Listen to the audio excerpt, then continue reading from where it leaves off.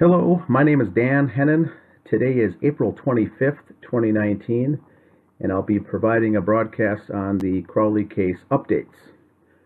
Tonight's episode is called The Curious Case of Dan Crowley Sr. The Crowleys were found January in 2015. David Crowley, his wife Comel, and their daughter Ronnie. And so after that point, the police concluded their investigation a year later and concluded that David Crowley killed his daughter, his wife, and then ultimately killed himself. And that is where we are today. The case is closed. Apple Valley Police detectives are not interested in reopening it, regardless of what is provided to them. So about a year ago, the phone records were released from AT&T from the mobile phones of the family members, and tonight's episode is going to be going over a little bit of the phone records of what was documented as evidence of the phone records relating to David Crowley himself, and some commentary that was provided to law enforcement from David's father, Dan Crowley Sr. So let's get into it.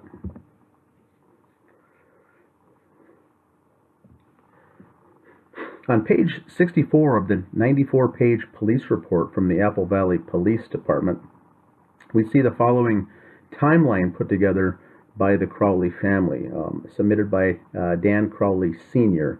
Presented this timeline to Apple Valley detectives to put together the various texts and responses back and forth from the communications, from the alleged communication between David and his father, Dan Sr. So here's what we get. I'll read them through. Early November, DJ, that's Dan Jr., that's David's older brother, Dan Jr. DJ texted David saying he loves him and would like to make things right. No response. November 7th, I text David to see if he's still alive. After finding he gave DJ his new phone number. And remember, in October, David Crowley and Comel each get new phone numbers with a new account and a cell phone subscription with AT&T. After canceling their old service, they now have a new one. November 8th, he replies that everything is great. Family life had swept them away. I reply, how are the negotiations going with the producers? He replied on November 9th, I walked from it. Reasons of the spirit, I guess. November 16th, I asked him to join us at my sister's for Thanksgiving. November 18th, he replied that they wanted to stay home this year, but thanks. So this is the testimony Dan Crowley Sr. provides the law enforcement. And so what I'm going to do is highlight each one of these and then compare it with the notes. Now the AT&T phone record log, I've got a screenshot image right here of the texts that were sent and received from David Crowley's phone number with his new AT&T phone line. It shows the text coming in and the text going out. There's a lot of them here. It's 3 pages long, and I think there's a total of 77 texts David sends and or receives in this 3-month period, from October, from getting the phone, to November, to December, and then they end in December 24th is the very last text communication, and authorities believe the murders took place the 25th or 26th of this December, right around Christmas time of 2014. So, all of these items mention the date range for these items are all November, beginning of November all the way through to the 18th. So what I'm going to do, not to make it too confusing for folks watching this broadcast, we're not going to go through all these. I'm just going to strip through the items that relate to the text activity for David Crowley in the month of November only. And here they are. If you see the line items on the AT&T bill on the far left, item lines 59 through 74 are connectivity dates for texts that range from November 3rd through November 22nd. And what follows on the next page is all items in December, which is not part of tonight's broadcast. So we're just focusing on November only. So our first item here is early November. DJ texts David saying he loves him, wants to make things right. Incoming text, early November. Well, we know Dan Crowley's phone number, and we can see the in and outgoing communications here. Let's focus only on the incoming. I've got the incoming texts. There's, I think there's 12 of them. The first texts coming in are November 3rd, November 4th, and November 8th, it appears. So, beginning of November, I'm guessing it's one of those three that are coming in. And so, I'm going to pull up the spreadsheet of a simple version of these first three coming in. We can see the first three coming in from an individual named Richard Debenedetti from Illinois. A couple of those coming in from him. Also, the beginning of the month was Zach Carter, a gentleman in Washington. So I don't see any support, any evidence to support a text coming in from DJ, which is Dan Jr. No response. So I would have to. I don't believe there's any support for that first item. Let's go to the second item. November 7th.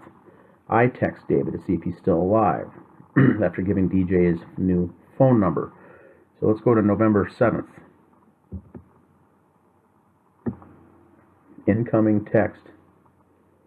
There is no incoming text. We see one on the 4th, and then and not again until the 8th.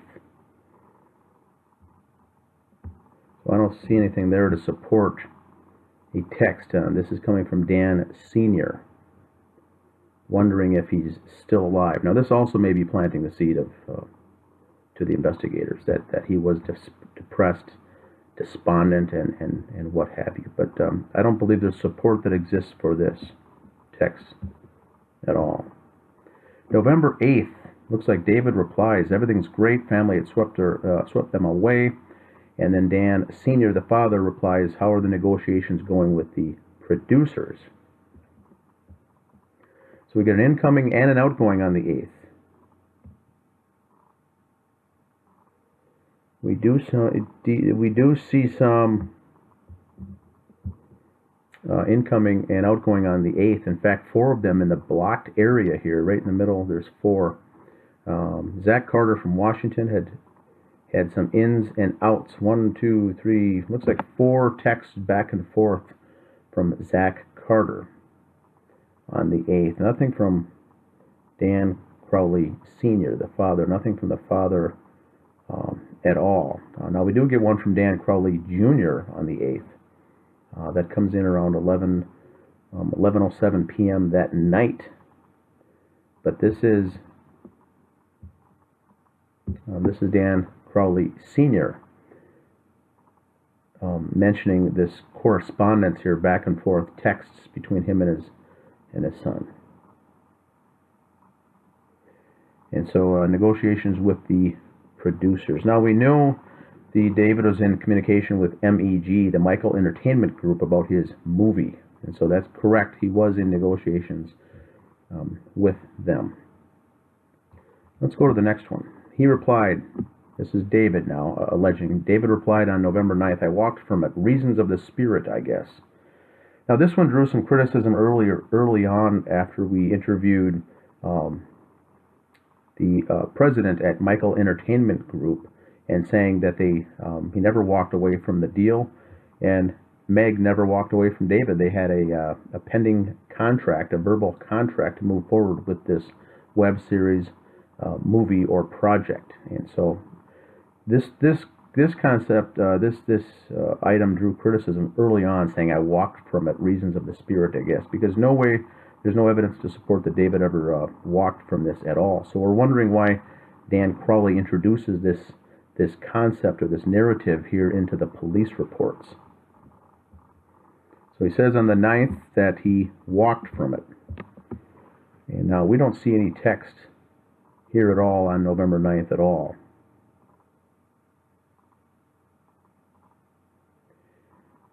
So no text on the 9th.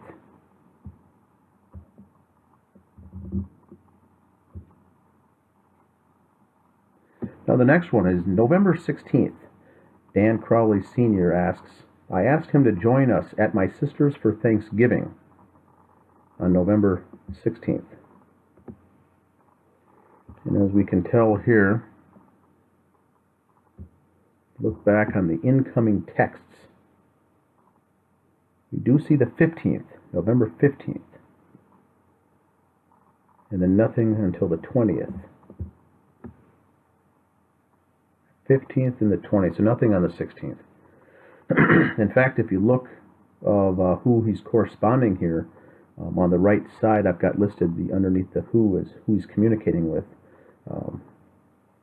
There's no Dan Crowley Sr. at all. So there's 16 texts incoming and outgoing in the entire month of November on David Crowley's new phone.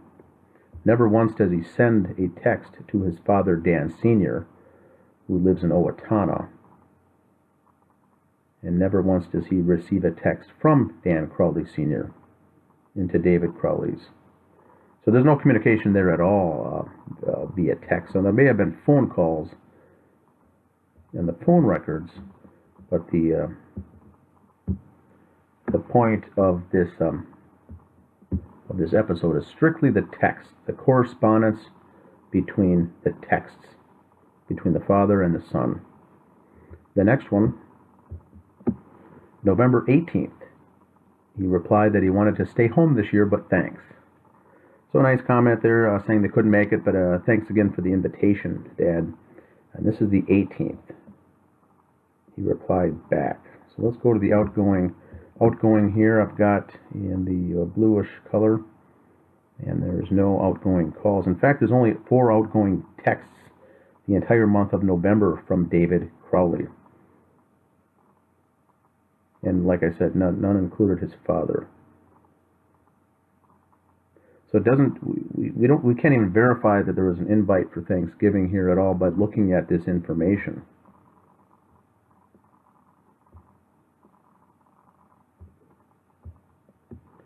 And by looking further into the different various names, we see a lot of Zach Carter living in Washington. Now, Zach Carter, if you remember, was with the Michael Entertainment Group. Zach Carter here is pictured second from the left, meeting with David Crowley here. I believe this was in L.A. With the contract negotiations in the summer of 2014. This image may even be from the fall, maybe September timeframe, possibly even June. You can leave your comments below if you know the date, but it's sometime in 2014 with the negotiations with Meg.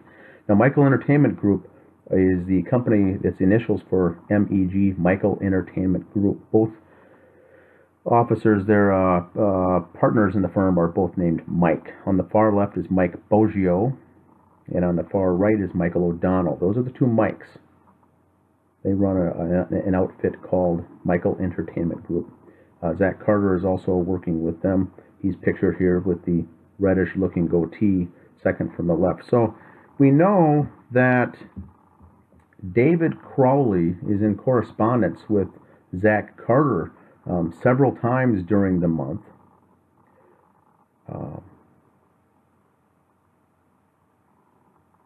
And gets a couple of texts incoming with no response from a Richard Devinadati. and then a couple from Dan Crowley Jr., which is David's older brother, that he doesn't respond to.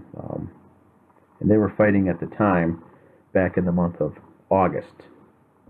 And so that's why I believe that's why it sounds like they're trying to work on things there. The very first one says that's the reason for saying that he loves him, likes to make things right. These two were in some sort of conflict in August.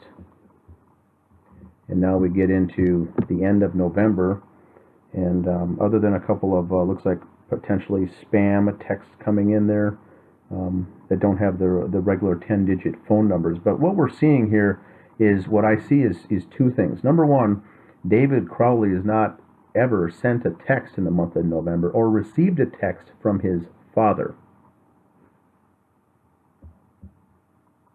in that month.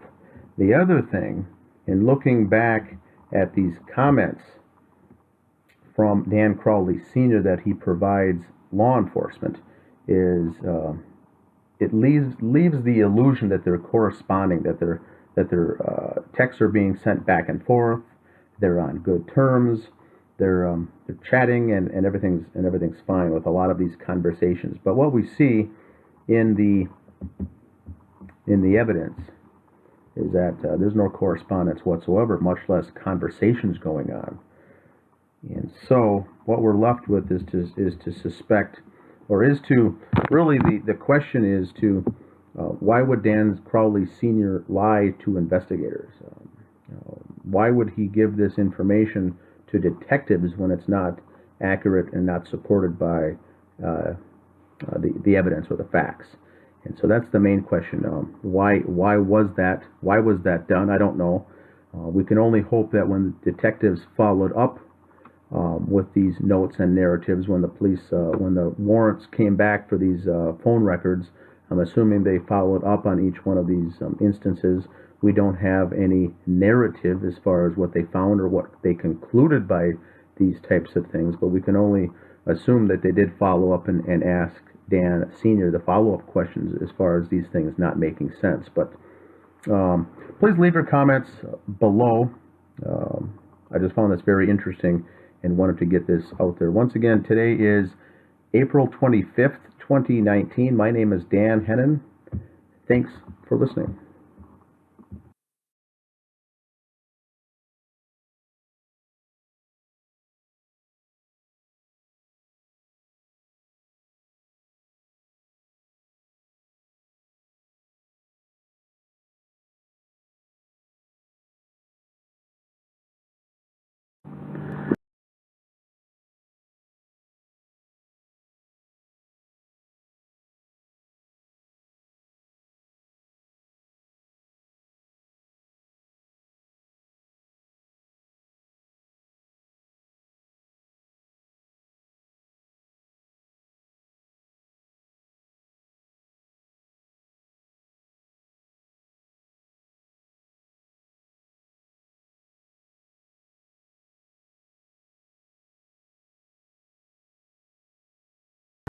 Hello, my name is Dan Hennon. Today is February 14th, 2019.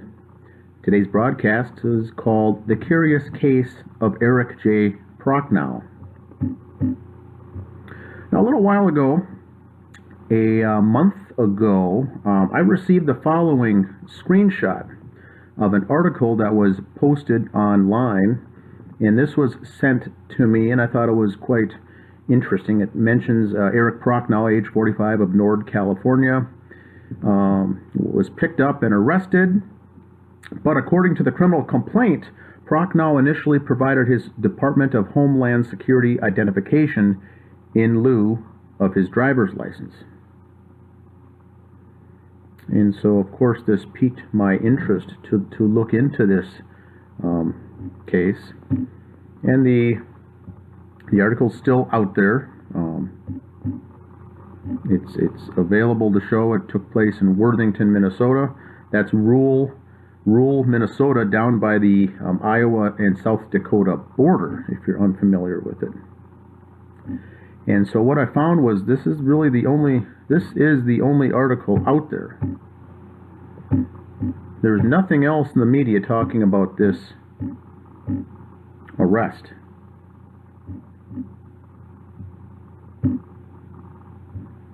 And so I thought that was odd. In Minnesota here, where I am based, a case like this would be pretty highly either picked up or various outlets would cover a story like this. Because look at the size of the drug bust here. It was 12 pounds of marijuana discovered in their vehicle. This isn't ounces, this isn't grams, this is 12 pounds, which is over 5 kilos.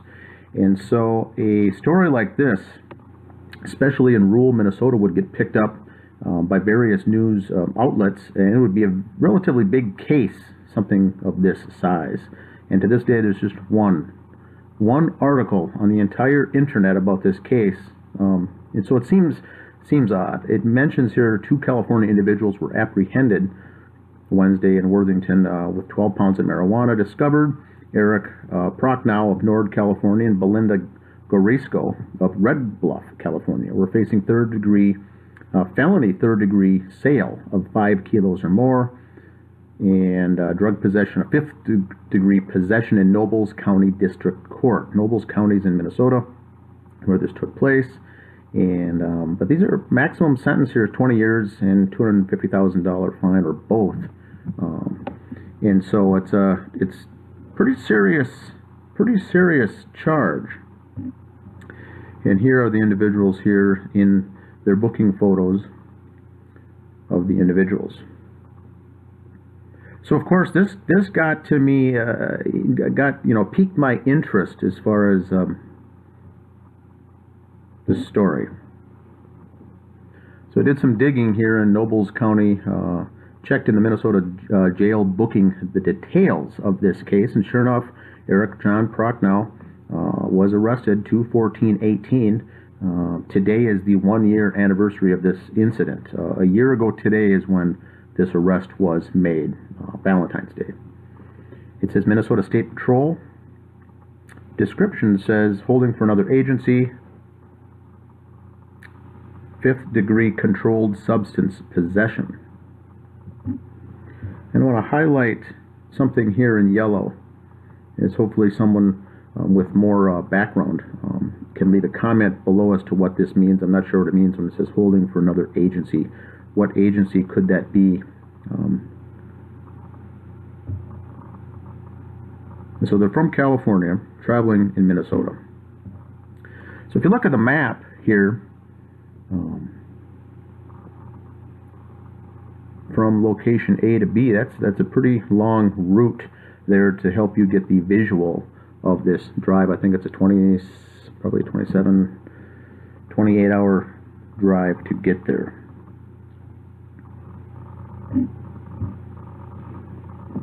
So what I did was looked up the criminal case, looked up the actual case of this story. It does show that Mr.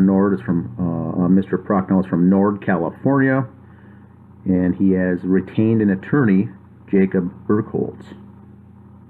And those are the 2 charges there. It goes on here. You remember, this was a year ago, so a lot of back and forth with various hearings and dispositions going on.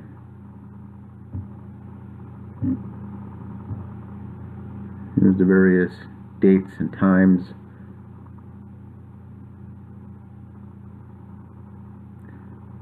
They request a continuance at one point. They're doing discovery disclosures.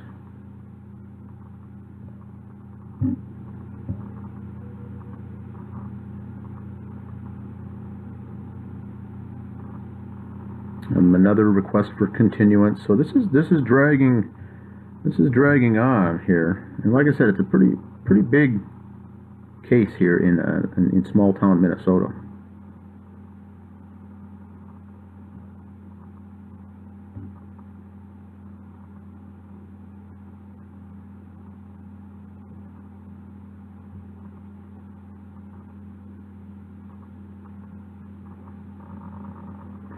And so here we're getting to the end. As this is now, if you see the dates here on the left, we are now into November of 2020. 18. There's various appeals going on. And then we get down to the very end. So if you look down at the bottom three, this was all the way complete, ready to go. There was a pre-trial date set for January 14th, and then a jury trial, 2 days set aside for a jury trial. This was headed to a jury case deliberations here in Minnesota. And then in looking into this, three things stood out for me. Everything was, all of a sudden on the 14th of January, everything was canceled, and then all charges were dismissed. All charges dismissed. So I found that odd. There's no plea bargain here. They weren't, the individuals here caught with the marijuana did not plea bargain down to some lesser offense or a lesser charge, but the case was outright just thrown out. And so the next step was to go to the state of Minnesota under County of Nobles County, 5th Judicial District Court, and to read the complaint. And this is public information. I started looking into the complaint, wondering what really went on here, what was really going on. As this case, like I have in the title, to me it just seems curious. There's the counts. Count 1, count 2, 5th degree, 3rd degree, and the address there by Eric John Prochnow is 13046 Hamilton Road, Nord, California.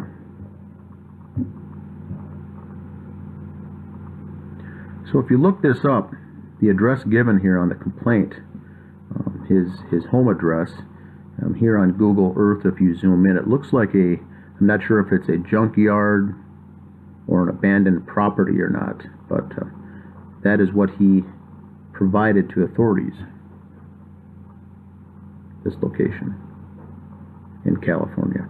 And this is in Nord, very small town just outside of Chico, California. And so then we get the complaint, and they establish probable cause in this case where, and I'll read it here for you. A licensed peace officer in the state of Minnesota is aware of the following. And on February 14th, 2018, 4:54 p.m., Minnesota State Patrol Trooper Austin Christensen was conducting stationary patrol when he saw a vehicle traveling on Interstate I-90 near mile marker 21. As the vehicle passed by, Christensen observed that it appeared to be following closely behind another vehicle. Christensen followed the vehicle, observed the license plate was obstructed as it was partially covered by a dealer-issued border cover. Christensen activated the squad's camera and stopped the vehicle on I-90 near mile marker 24 in Nobles County. Christensen approached the vehicle on the passenger side,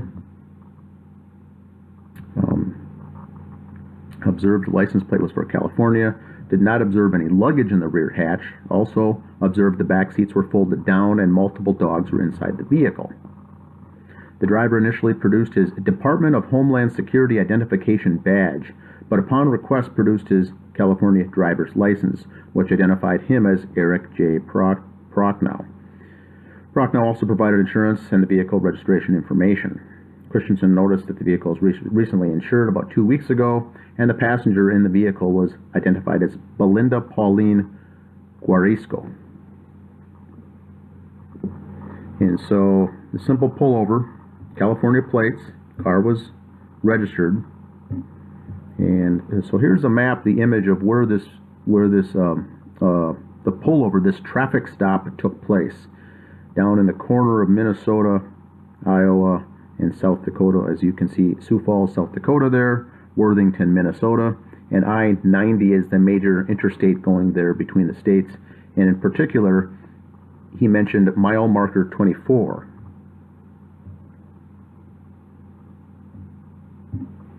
And if you just zoom in on Google Earth here, actually down onto the interstate, Interstate 90, this is what it looks like for those of you not familiar with Minnesota Interstate 90, and in fact there's mile marker 24. So right in this very location is where this traffic stop happened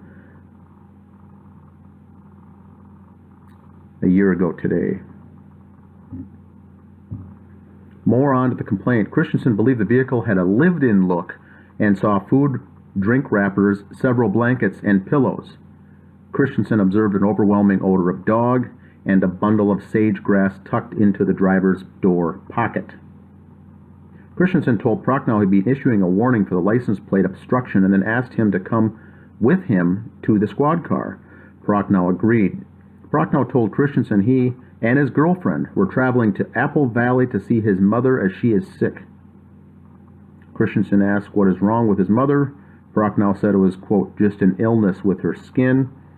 Prochnow said his mother did not know they were traveling to see her and they wanted to surprise her. Prochnow said he worked for the Department of Homeland Security for disaster recovery cleanup and that he recently returned to California after assisting in Florida after Hurricane Rita. He said they came to Minnesota a few months ago to visit his mother and this time decided to take a different route through South Dakota because he liked to drive through the state. Christensen observed Prochnow's voice trembled, his carotid artery pounded and his eyes were bloodshot and watery. After looking closer at Prochnow's eyes, he observed a distinct marking reddening of the conjunctiva with the consistent with marijuana users. Also observed that Prochnow had an unkempt look as his clothes were dirty and that he had not bathed for several days. So sage was in the door. For those not familiar with sage, this type of sage bundles was found in the door compartment, the door pocket of the driver's side of the vehicle. Eric was driving the car, had California plates. Originally was pulled over because it was an obstructed view. He could not see the whole license plate.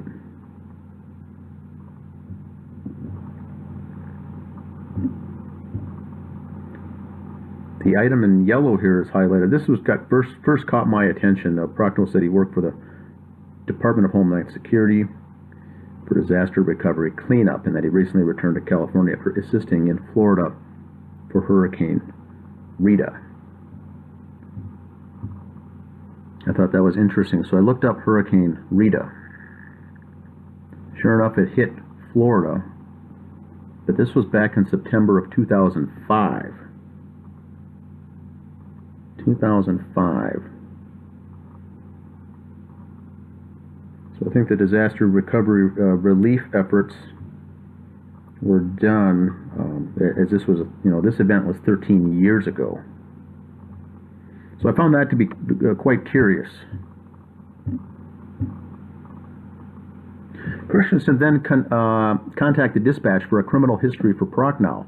While waiting for the information, Christensen returned to the vehicle to obtain the vehicle ID number. Prochnow's criminal history showed several drug and alcohol charges dating back to the early 90s, including a marijuana possession charge in the state of New Jersey. When asked about the previous arrests, Prochnow replied that he only had a DWI. Christensen asked him about the marijuana charge, in which he replied that it was a mischarge as he was never in New Jersey, and then later said that he was young, dumb, and full of cum. Remember, now this is his words, not mine. Christensen then gave Prochnow a warning ticket for the license plate violation. So really, the traffic stop was done at this point. He was going to issue him a warning ticket, just to give him issue a warning and send him on his way. Christensen asked Prochnow if he could answer a few more questions. He agreed to further questioning. Christensen asked Prochnow questions pertaining to possible contraband in the vehicle. Prochnow denied there was anything illegal in the vehicle, including marijuana. During questioning, Prochnow acted as if he was taken off guard, and his breathing increased. And so here we get some various information here. Based on the following facts and circumstances, Christensen believed that there was evidence of a possible criminal activity within the vehicle by the following bullet points. And he mentioned the rigid driving behavior, a lived-in look, intimidation by presenting a Department of Homeland Security ID badge, traveling from a high source area, which is California, Northern California, to a high demand area outside of Worthington. There, in the southern southwest corner of the state, is kind of a high demand area. There are some couple large chicken processing plants in rural Minnesota that are in the area, and there's a lot of distribution there, marijuana and weed. And so this really piqued the officers. I think piqued his antenna there as far as with the location they were in. No visible luggage, although they were traveling, planning to stay in Minnesota for an extended period of time. Vague details about the trip. Quote, mother is sick, unknown illness, she didn't know he was coming. All these were raising now red flags. Driving a long distance instead of flying, multiple dogs inside the vehicle. Prochnow acted nervous. Signs that Prochnow uses marijuana. You know, he suspected right there that Prochnow was actually high at the time. Prochnow's unemployment or freelance type of work, and also a quote unbelievable story, and then Christensen's training and experience. So all those facts and circumstances led him to believe that there was a possible criminal activity. Christensen then at that point asked Prochnow for consent to search the vehicle. Prochnow said that he could not give consent since the vehicle belonged to Gorisko.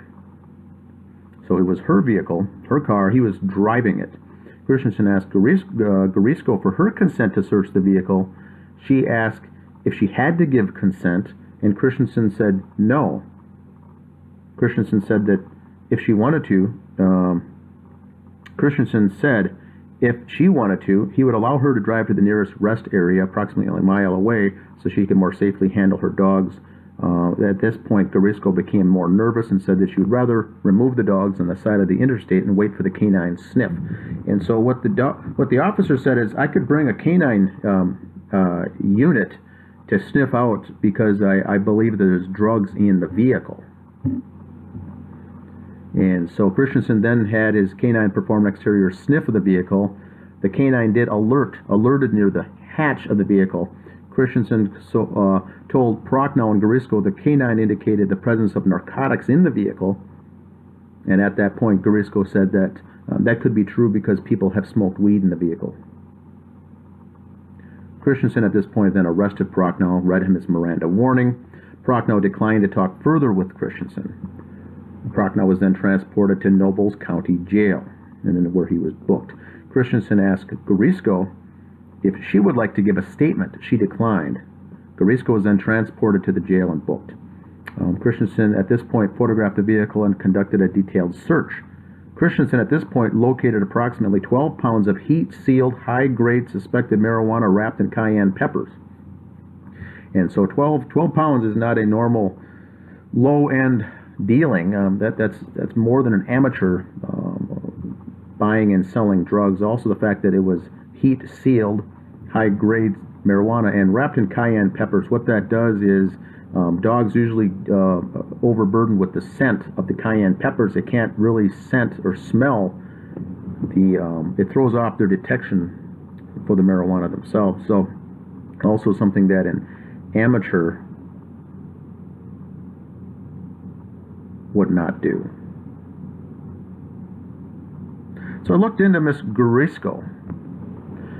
Her previous addresses show here that she's been all over the place. Living in California, Boulder, Colorado, Seattle, Washington, Idaho, and Baton Rouge, Louisiana. Further looking into her background, I blocked out the relatives there, but one stuck out, and Anthony Gorisko in his 80s stuck out to me, and I wanted to look him up, and found out that Mr. Anthony Joseph Gorisko Jr. was the former Louisiana State Senator for District 21. It shows his current age is 80, so that makes sense. And just to further confirm that this is in fact him, under children on his Wikipedia page does show Belinda P. Juarezco. So I find it interesting that Prochnow was pulled over with his girlfriend, and she's the daughter of a former state senator in Louisiana.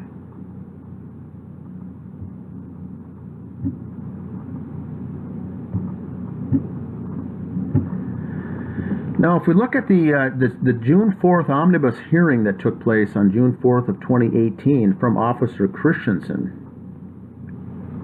I've got 3 screenshots here that I think are interesting, or as I mentioned before, as that with the title of this video, I just call this curious. Question: what about the fact that the defendant, Mr. Prochnow, told you he didn't tell his mother that he was coming to visit her for a week or 2? Answer: yeah, I thought that was very odd. I asked him what illness his mother had. He did not know. I asked him if he could describe the illness. All he could describe is that as though her skin felt like she had needles in her, which I've never heard of. The second question was, what, if anything, did you notice about Mr. Prochnow while you were speaking with him? Answer: I thought he appeared to look much different than he did on both of his IDs that he had provided to me. He looked dirty, hadn't showered in several days, messy, greasy, long hair. He didn't look like somebody who would have currently been employed by the Department of Homeland Security. And so just another side note: if you're employed at the federal agency, federal government level, and you have an ID badge or a badge or an identification of some sort, when you're done working, whether you're fired or terminated or quit on your own, you turn and you submit that identification badge back in. I don't think you would still have it. So the officer here is getting to the point of, I don't think he currently works there. And so the first question is, did he potentially, submit a fake ID? Was that a fake DHS to intimidate the officer? Well, we've asked that question to those of us looking into this case, and that I think that's highly unlikely. So I think it was real, and I think it was legit. So at one point, or currently, he did or he does work for the Department of Homeland Security. Now, I don't know and I don't understand why he would be trafficking drugs if he was an employee of the federal government.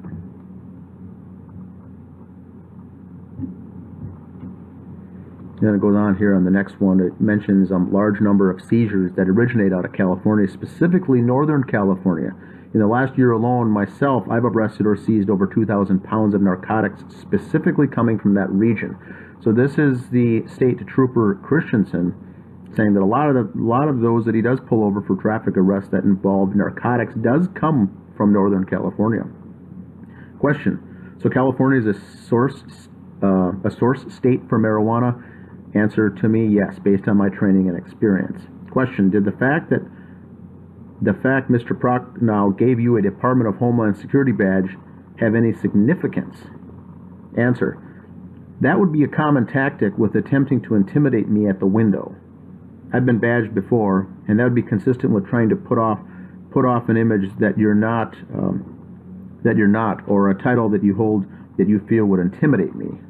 And so this is the testimony from Officer Christensen. So we don't know why he flashed that badge. It came off in reading it as if it was a potential mistake. When he asked for his ID, he accidentally handed the officer the Department of Homeland Security. And I think common sense tells us that that's more than likely not the case. He gave it to him on purpose, hoping to hand over his potentially get out of jail free card. But that's just speculation on my part.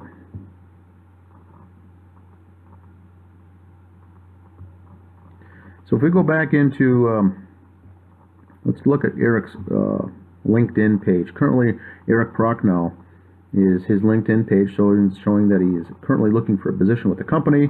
And so that would make sense as the complaint mentioned that he was either unemployed or doing freelance work. Farther down on Eric's LinkedIn page shows that he's actually currently the CEO of a company called Thesco Inc. for the past 17 years.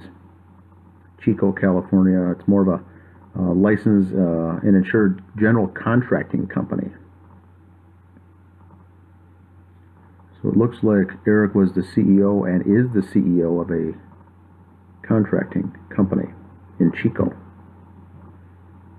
Now, looking into this further, I don't imagine Eric to be the CEO. It seems odd to me with his background, but perhaps it is. I looked up that Thesco Inc. on the Secretary of State records for the state of California. Once again, all this is just public information. It shows that the license has been revoked for that business. License has been revoked.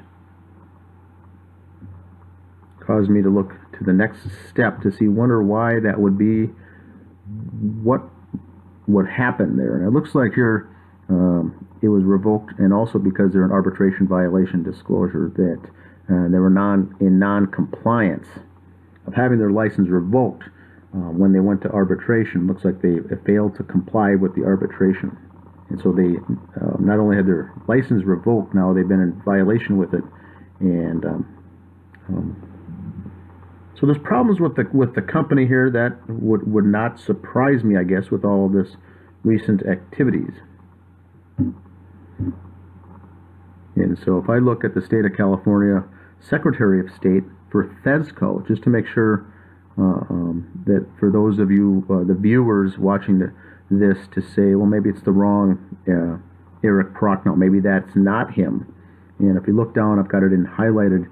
The chief executive officer on the paperwork here is Eric John Prochnow, and his address is what he gave to authorities at the beginning, so that is legit. We're dealing with the right person here. So that is his company, and in fact, he is the CEO. And if you go way down to the bottom of page 2, the name of the person completing the form, I find this very interesting, is Judy Lee Prochnow. And her title is bookkeeper. Now that is the mother, that is Eric Prochnow's mother in Apple Valley, Minnesota. This is who he was going to visit, who's got this mysterious illness in Minnesota. According to this statement, she is the bookkeeper for this company called Thesco Inc. And she completed the form, so to some extent, he is the bookkeeper. She's the bookkeeper for this company that has since failed. Now, Judy, if you remember, is active in the Crowley case, the triple homicide case in Apple Valley, Minnesota, where she was the very next door neighbor that first made the 911 call, where they discovered the bodies of 3 individuals in the home. And if you look here, there's a page called Justice for David Crowley and Family, where Judy Lee Prochnow makes a post, coincidentally, on February 14th, also Valentine's Day. This is 4 years ago today. She made her very first post on the Justice page, saying that she happened upon this page last night and decided to read parts of it. And because they were getting some scrutiny for her and her husband that discovered the bodies, as their story didn't quite totally make sense. And so she jumped on here and made a post. And this was 4 years ago today. And instead of just making one post, she didn't know the family at all, but went on to then insert herself into the case on this Justice for David Crowley Facebook group. And then had to be banned several times, had to be removed from the page. And here are some locations of the different blocked individuals from the Facebook page. And so what she did, then she proceeded then to start creating new Facebook accounts using various initials, full name, last name, short name, and then kept joining the page to talk about the case. And here's a second page of additional names that were blocked. So very strange that the mother, the next door neighbor there, would insert herself, but as she is busy being the accountant or the bookkeeper for her son's failed business in California, I'm sorry. but it's very interesting in nonetheless. And the other thing that I think when I was looking through this case, it really interested me, it caught my attention that the woman he was with, this girlfriend who owned the vehicle that had the dogs in there, and they were evidently living in that vehicle, is that her father was the former state senator in Louisiana. So it led me down a road of thinking he may have pulled some strings for her to get his daughter off of this case, and that's what resulted in the abrupt dismissal of the case. But in looking at it further, they both were charged separately.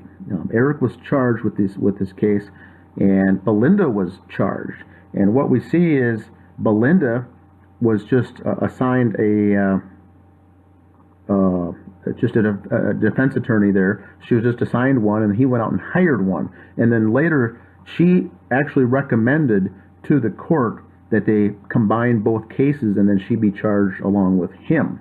And so I don't believe that the former state senator had any pull in this case, or her family.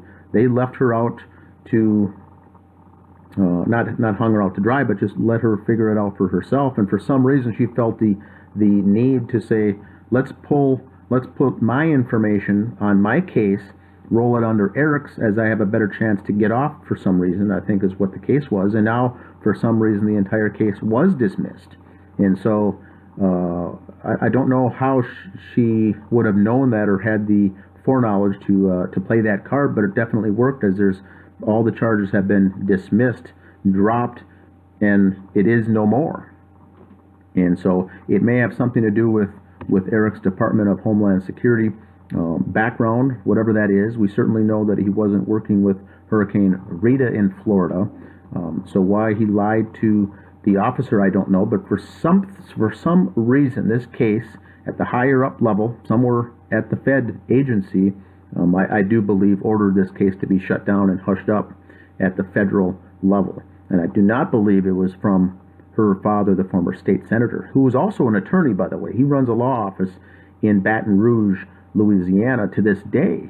And so she could have called up their old dad to help, and obviously he wasn't interested at all. But she put all her eggs in one basket with Eric, and sure enough, got off as far as hiring the attorney that he had.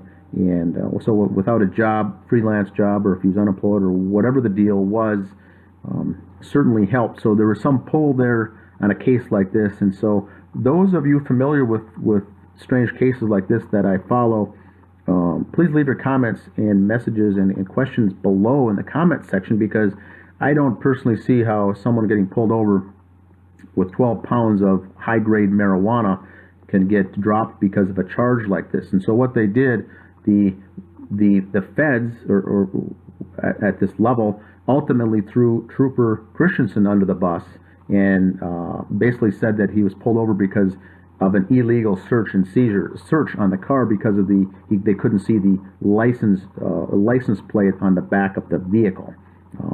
I personally believe that Officer Christensen did everything he did was right down perfect.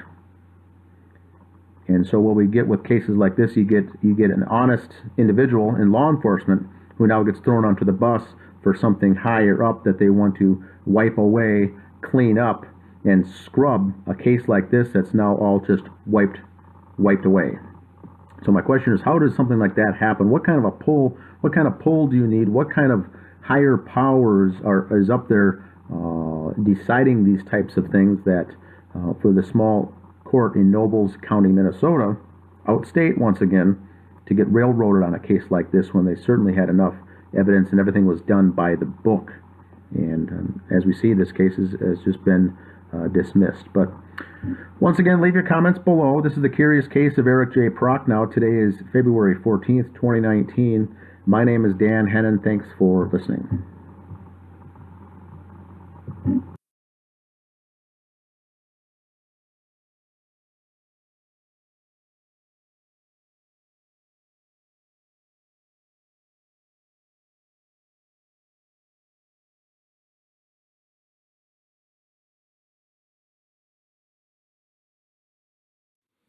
Hello, my name is Dan Hennon. Today is February 3rd, 2019.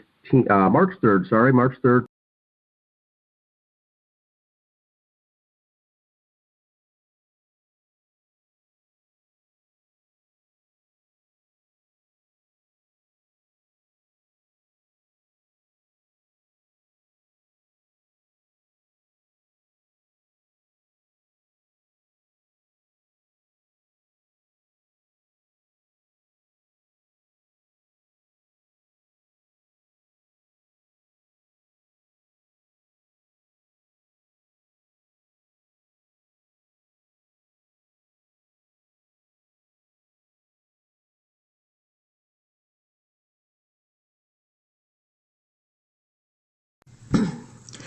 Hi YouTube, it's Catherine Michelle. I wanted to bring you up to date on what is happening with the Apple Valley Police Department, or actually what isn't happening with the Apple Valley Police Department. Detective Sergeant Gummert called me back, I believe it was on Thursday, and I recorded the conversation.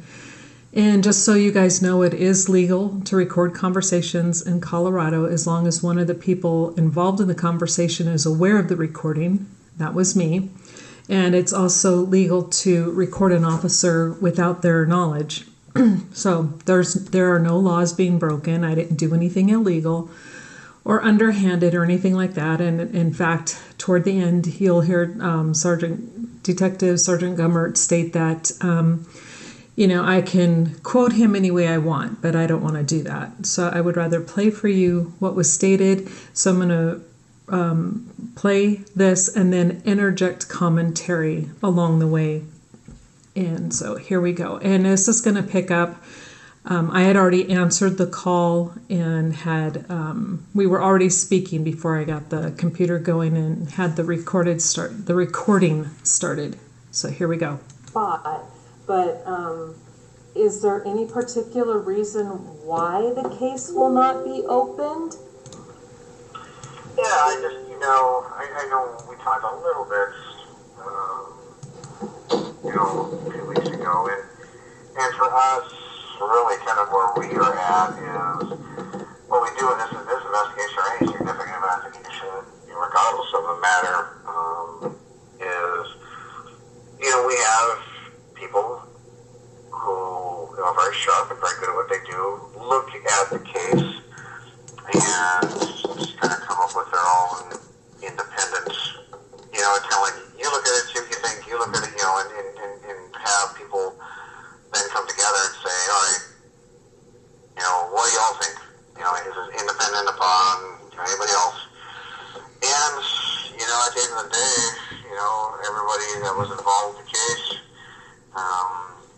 felt that we had done everything we could do and that the case should be closed. So, that hasn't changed. So I guess that's about the best way I can put it. So it's just what the experts looking at. Okay, I'm going to stop it there. Because I would like to point out that he stated that at the end of the day, they felt they did everything they could do to bring a resolution to the case, but that's not true. They didn't investigate anyone else. They made up a decision was made by the chief within 2 hours of the crime even being reported, way before they even had any results back from the labs. And to remind everybody, the police left that day with 6 casings, 3 bullet fragments only. And after testing was done, all 3 of those fragments had Kamel's blood on them.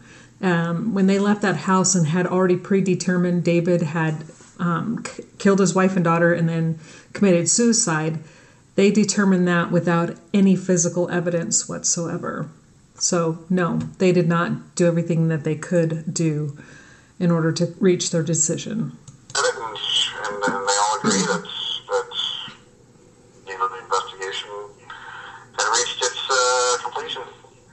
Okay, but however, and I guess this is kind of where, my big question is that it's not an opinion, it's not my opinion, it's not even your expert's opinion, it's not even you guys' opinion. It is a fact that skull piece that belonged to David has and shows and proves multiple blunt force trauma. He was hit so hard it went from one side of the skull, the impression, clear onto the inside of the skull. So obviously someone who is going to be committing suicide cannot do that to themselves. So with that piece of evidence, how can the case then not be looked at in a different light? That's my big question. Well, I guess I'll answer your question the best way I can here, and that is, look at this analogy. You gave me a little bit of your background. You have medical background, and clearly many cases that you worked on that were significant where you live. And for us, the way we look at these investigations is, like I say, I could look at your investigation. I could say, well, Catherine Michelle, gosh, from afar, this is what I believe, was this, et cetera, and I think you should look into it. And, I'm sure you'd say, well, I, along with my other professionals, feel that, no, we were here at the scene, and we delved over the information firsthand, and we're confident with where we're at, and it's really, in a roundabout way, that's the answer I'm going to give you is myself and the other persons that were here, on the scene, analyzing the data from the first call to the end, are the ones that just believe that we are where we need to be, and, certainly you. Okay, did you catch that? He says he wants to believe that they are where they need to be. A case shouldn't be dependent upon what your belief system is or where your beliefs lie. The case outcome should depend on where the evidence has pointed to. And despite the fact that the evidence points to David being murdered, they want to go with, they want to believe they're correct. And others are always welcome to, your opinion and your research. That's great. That's what makes America great. But at the same time, it's just, we're confident that, we have exhausted all evidence, and that's why we're going to keep it close. And again, I'm questioning because it's like if it were true, and if hold on 1 second, please. Okay. Just 1 second. Okay, and here he gets a call and he has to take care of some other business. And then he'll come back. And at the time, I wasn't sure what he was doing. So, again, he deflects a lot. But here we go.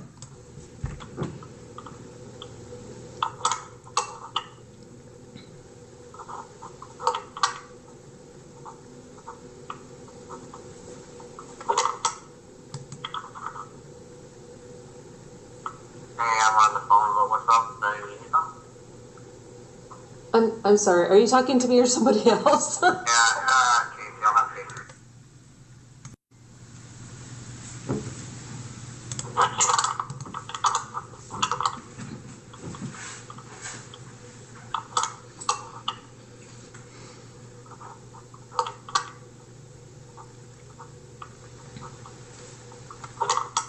I'm on the phone, but what's up? I'm sorry, are you talking to me or somebody else? Casey, I'm not Casey. Come down. Hey, Casey, you have to go deal with this in the lobby for the fusion. So they didn't know what to see, so.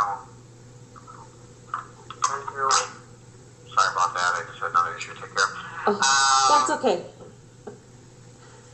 So, like I said, Catherine Michelle, I mean, the hard part about cases like these is that, it's just, there's a lot of information that's out there, especially with the beauty of the internet. And,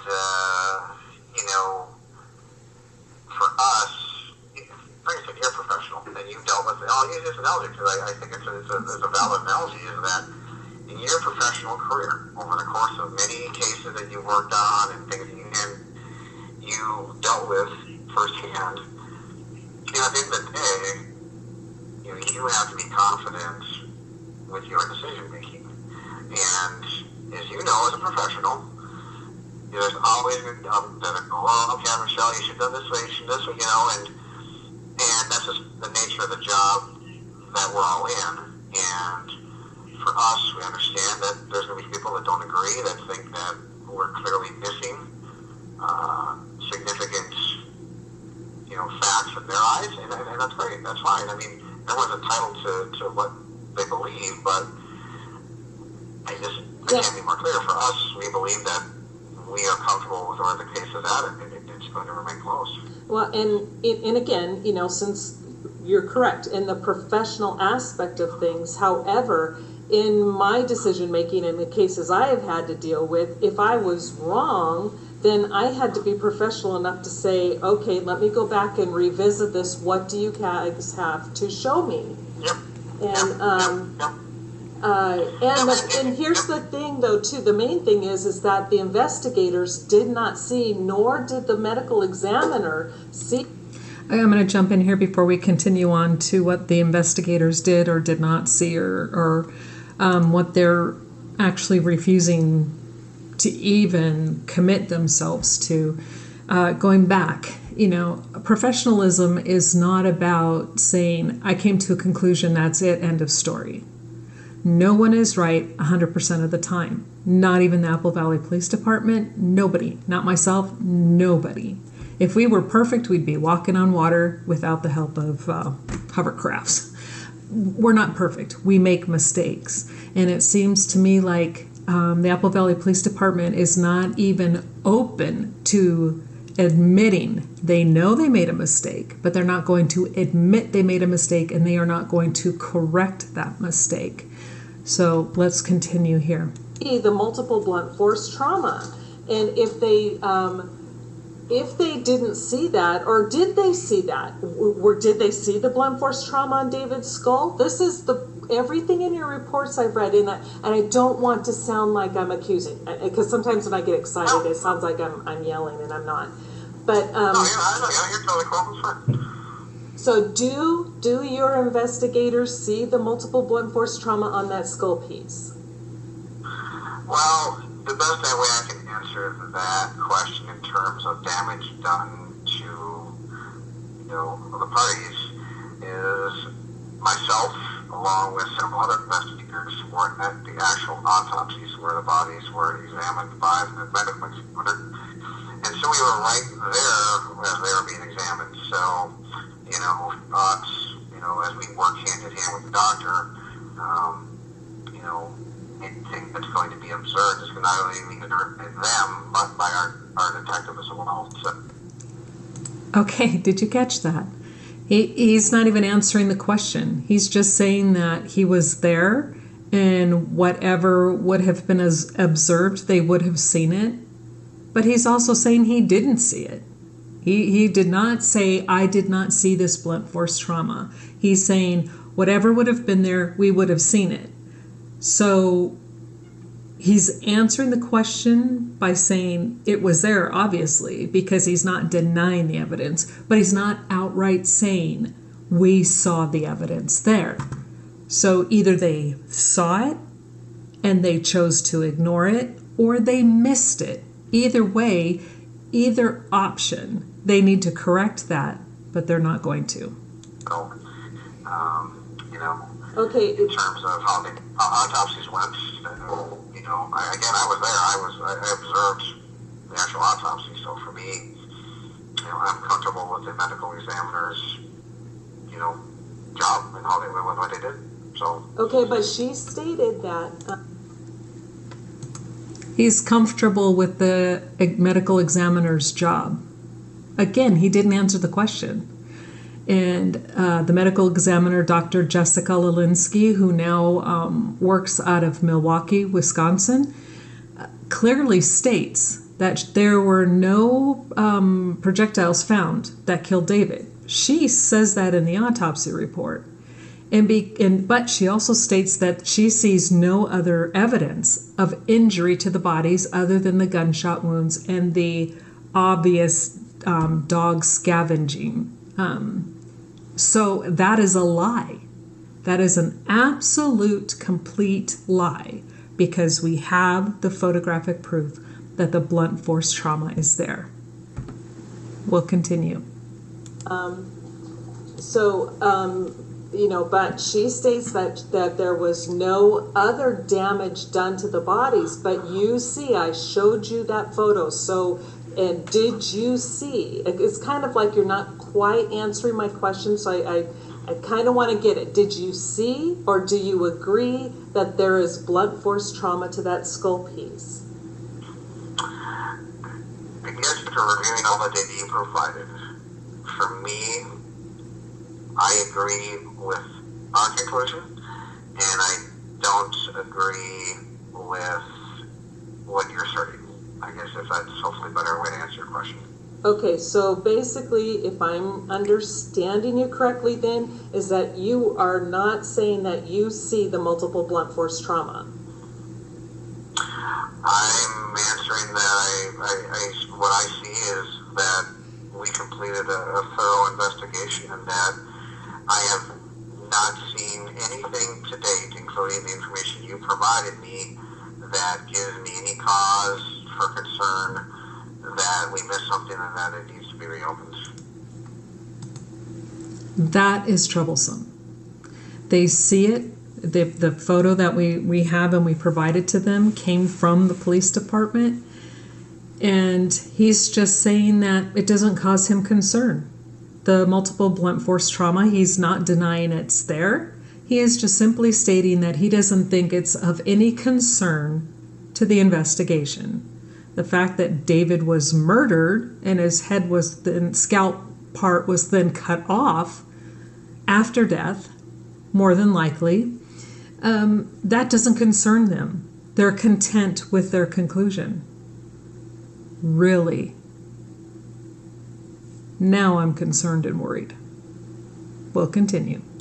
So there's nothing that I've seen from anybody, including your data, that changes where I'm at, and that's. Okay, well, I mean, and I hope you understand that causes me great concern, because it's not my opinion. This is evidence your office provided us. It's photos that were provided to us, and this is evidentiary photographic proof. There is blunt force trauma and a cutting away of that skull from David. He could not do that to himself if he is dead. And if it doesn't cause you guys to question and want to reopen the case, then does that lead me down the path of either this truly, because you and I discussed this before about people saying it's a government hit, and I've been fighting against that forever. But it's not leaving any other option to say, hey, either your department is covering this up, or it truly was a hit, and nobody's going to tell the truth, or they're totally because inept. They've been told not to tell the truth. There's no other option. I mean, your proof, your physical evidence, the lack of what is included in those reports, well, and even lack of and roundabout ways of what Dr. Lelinski, she stated in her reports, where she says there's no recovery of any bullets for David. But the problem is that she says she saw no other evidence of injury to the bodies when these photographs prove her statement is a lie. So, well, I think if I always prefer these conversations face to face. I'm kind of an old school person now. I always hate talking over the phone. But for me, I mean, I'm just gonna flat out tell you, if I were looking at you face to face, I can't reiterate it more than I already have in terms of my confidence of all the people that worked on this case, from anybody that was involved in this case. I'm very confident in the work that they've done, and I'm confident that the conclusion we reached is one that doesn't bear changing, and it doesn't bear reopening an investigation for.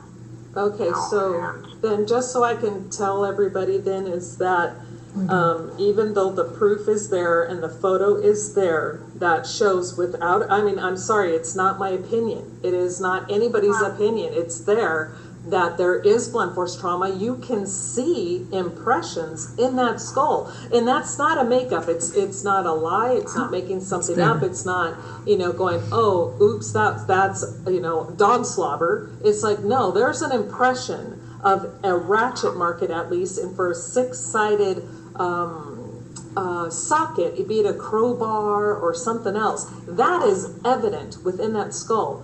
And so with that being there, what you were saying, just so I understand, and I don't want to misquote you, is that you guys, the Apple Valley Police Department is stating that they're not going to acknowledge or deny that they see that evidence, and you're just satisfied with what you've done. Is that correct?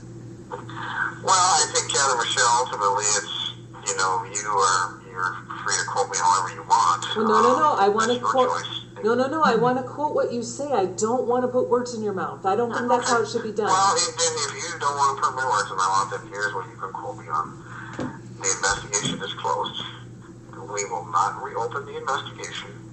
And that's, I guess, the best quote I can give you is the case is closed. And there's nothing that you or anyone else have introduced to us over the course of the past years that changes that quote. It's closed. Okay, so I'm again I'm appalled at the fact that they see and they know that piece of evidence, that photo showing David's scalp fragment, his skull fragment, shows blunt force trauma, shows that piece of skull fragment was cut away from his head. Both of those are proof that he was murdered. And to them, that's not evidence enough to reopen the case. They're confident that they have their right decision. Really? Really? Apple Valley, Minnesota, if I were you, keep your doors locked. Can't trust them.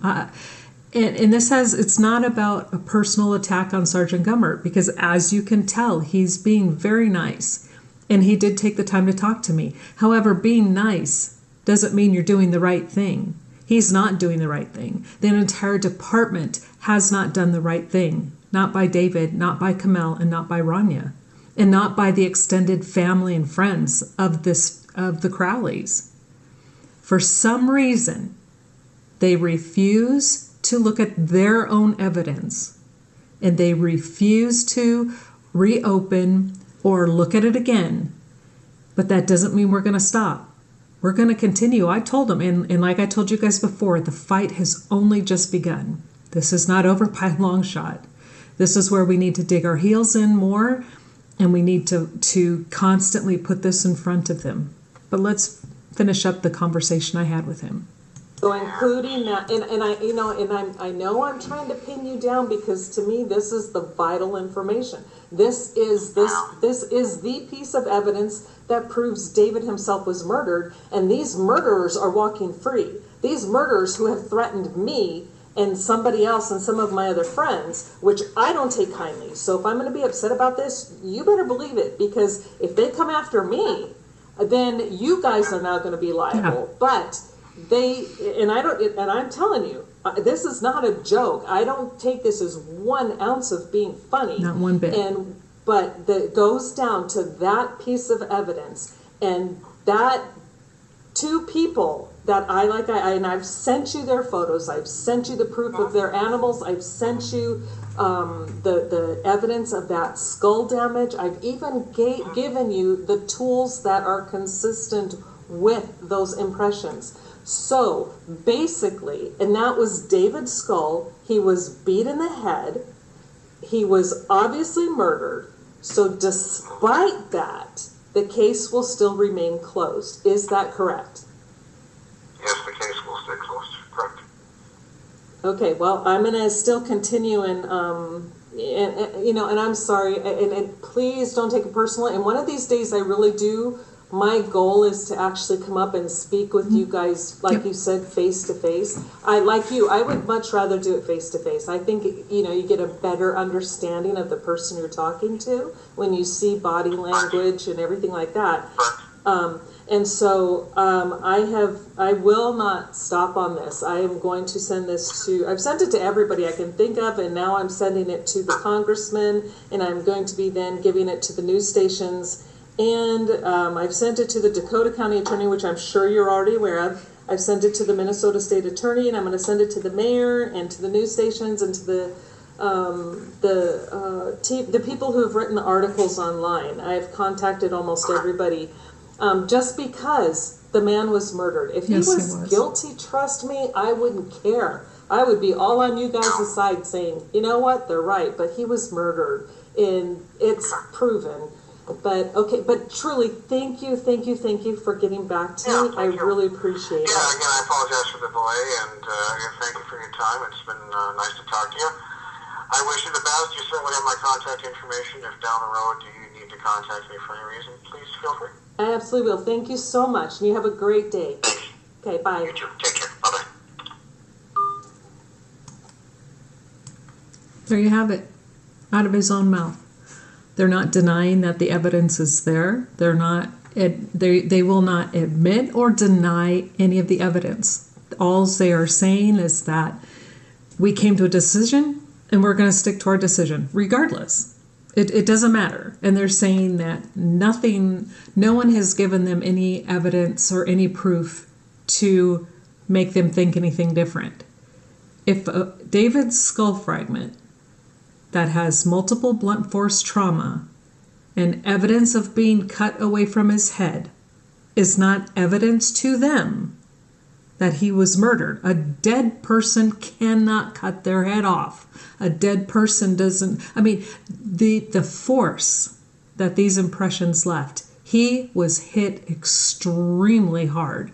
He probably was rendered unconscious, if not by the first hit, then probably by at least the second hit. There are at least 10 distinct blows to the head.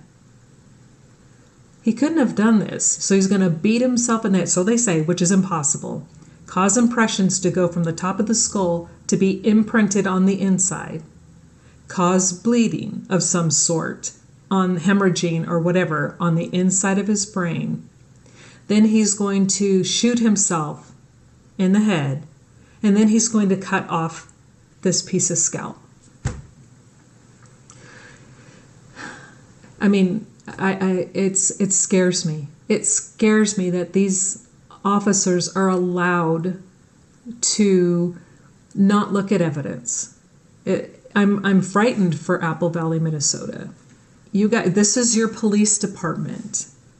These are the people who were sworn to protect you, and they didn't protect their citizens before. What makes you think they're going to protect you now? Why is it covered? Why do they refuse to look into it? Why do they refuse to reopen it?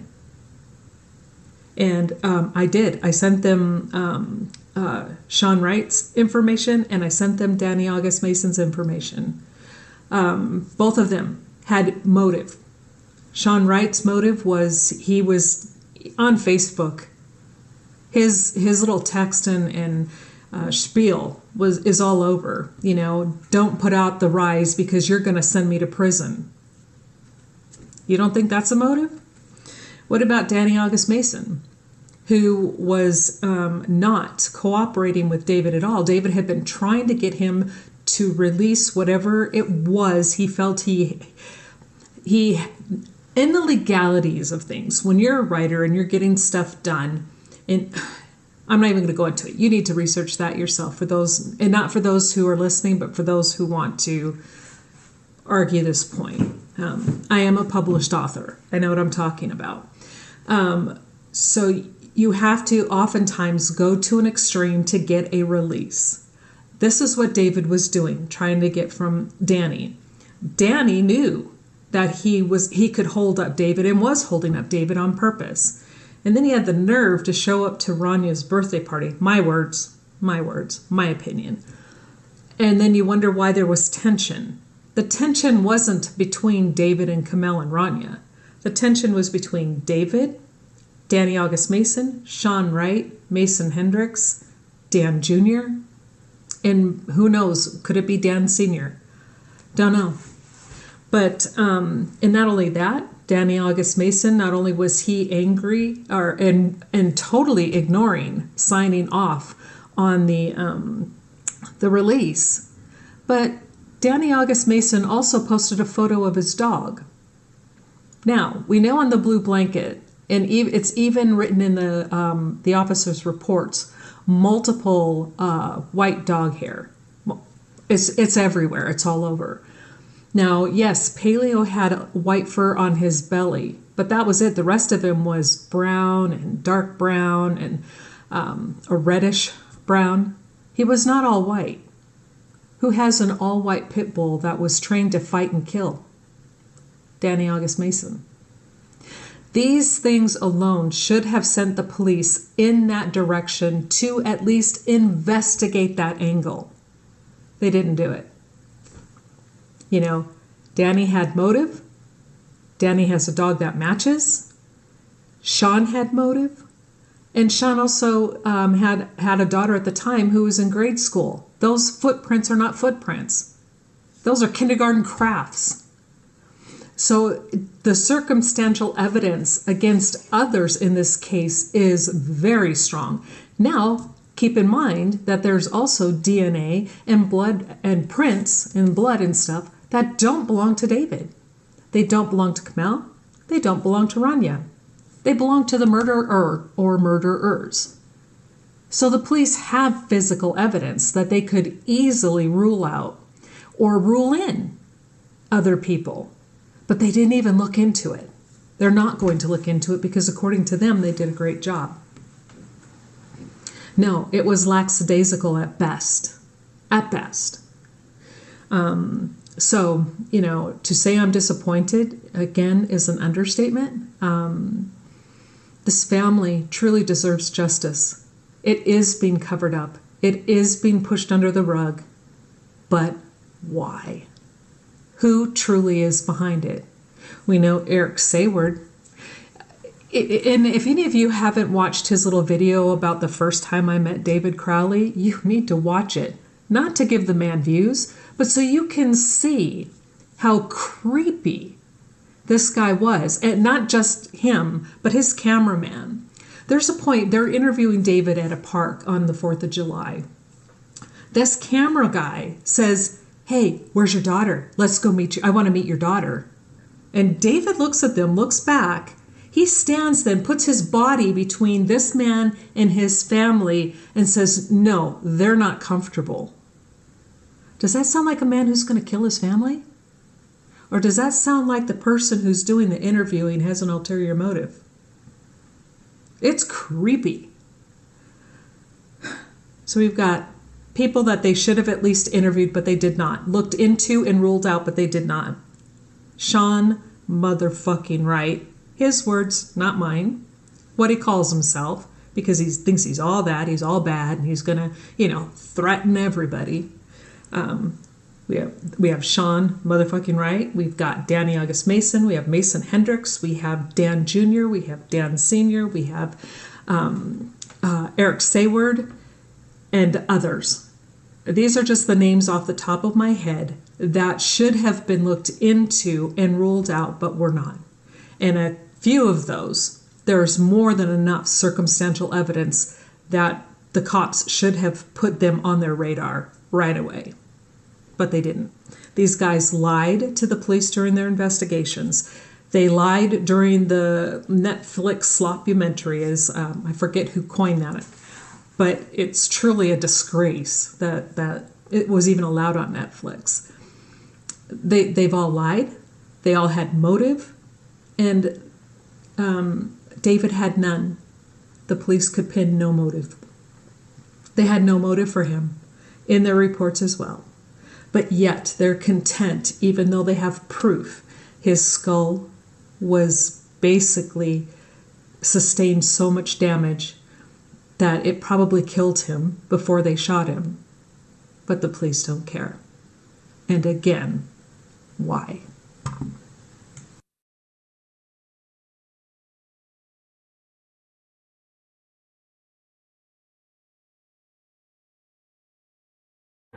Hello, my name is Dan Hennon. Today is October 10th, 2018. and I'm going to be providing an update for the Crowley case updates.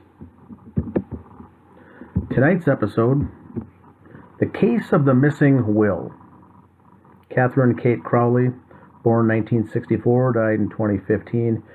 Kate Crowley was David Crowley's mother, was Camille Crowley's mother-in-law, and Rannie Crowley's grandmother. So David and his sister Allison and his brother Dan Jr. Grew up with their mom Kate and their dad Dan Sr. They got divorced in the year 2000 and I believe it was 2005.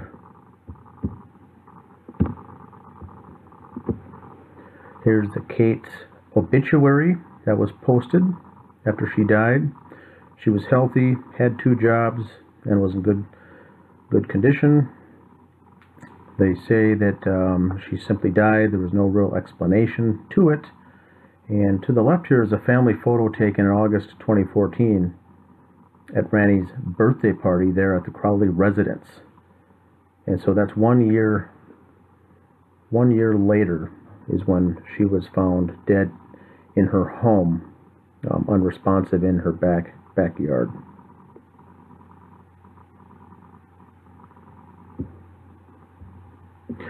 For those who don't recall, we have a lot of new members in the group. For those who don't recall, Kate Crowley lived in Owatonna, Minnesota.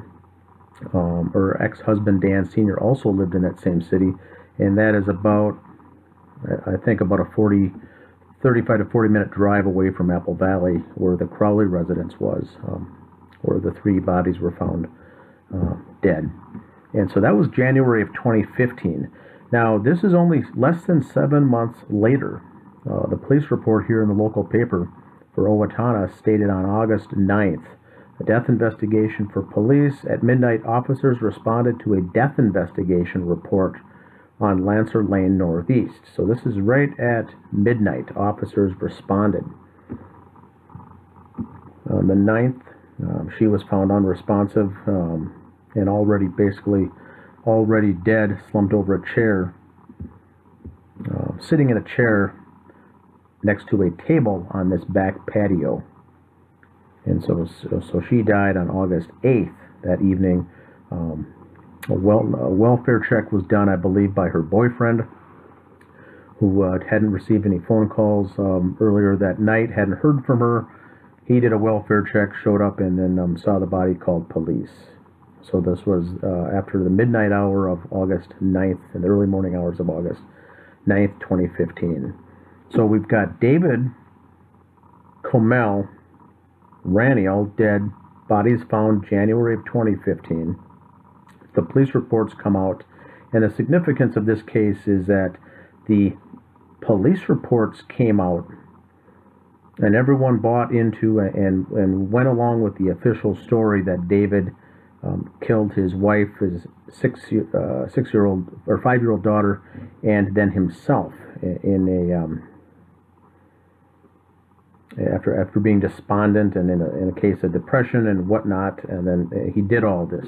Now the police reports, the only mention of the 94-page police reports of anyone doubting the story was David's mother, Kate. She's the only one who said, "I didn't believe this could happen this way unless they were either both in on it or they had some kind of an agreement or something, but this is not something David would do." That's why there's been so much scrutiny on the strange, suspicious death of Kate Crowley. And so we'll be getting into that more here. So there's the back patio of her home, where the body was found in Owatonna, Minnesota. In looking into the estate and what would happen to the estate, there was questions and concerns as far as the benefit, the motive. If this was not just an accidental death, who would have been behind it? And so in looking for this, we see the court documents for the estate of Catherine Crowley, deceased. We see the petitioner as Daniel J. Crowley.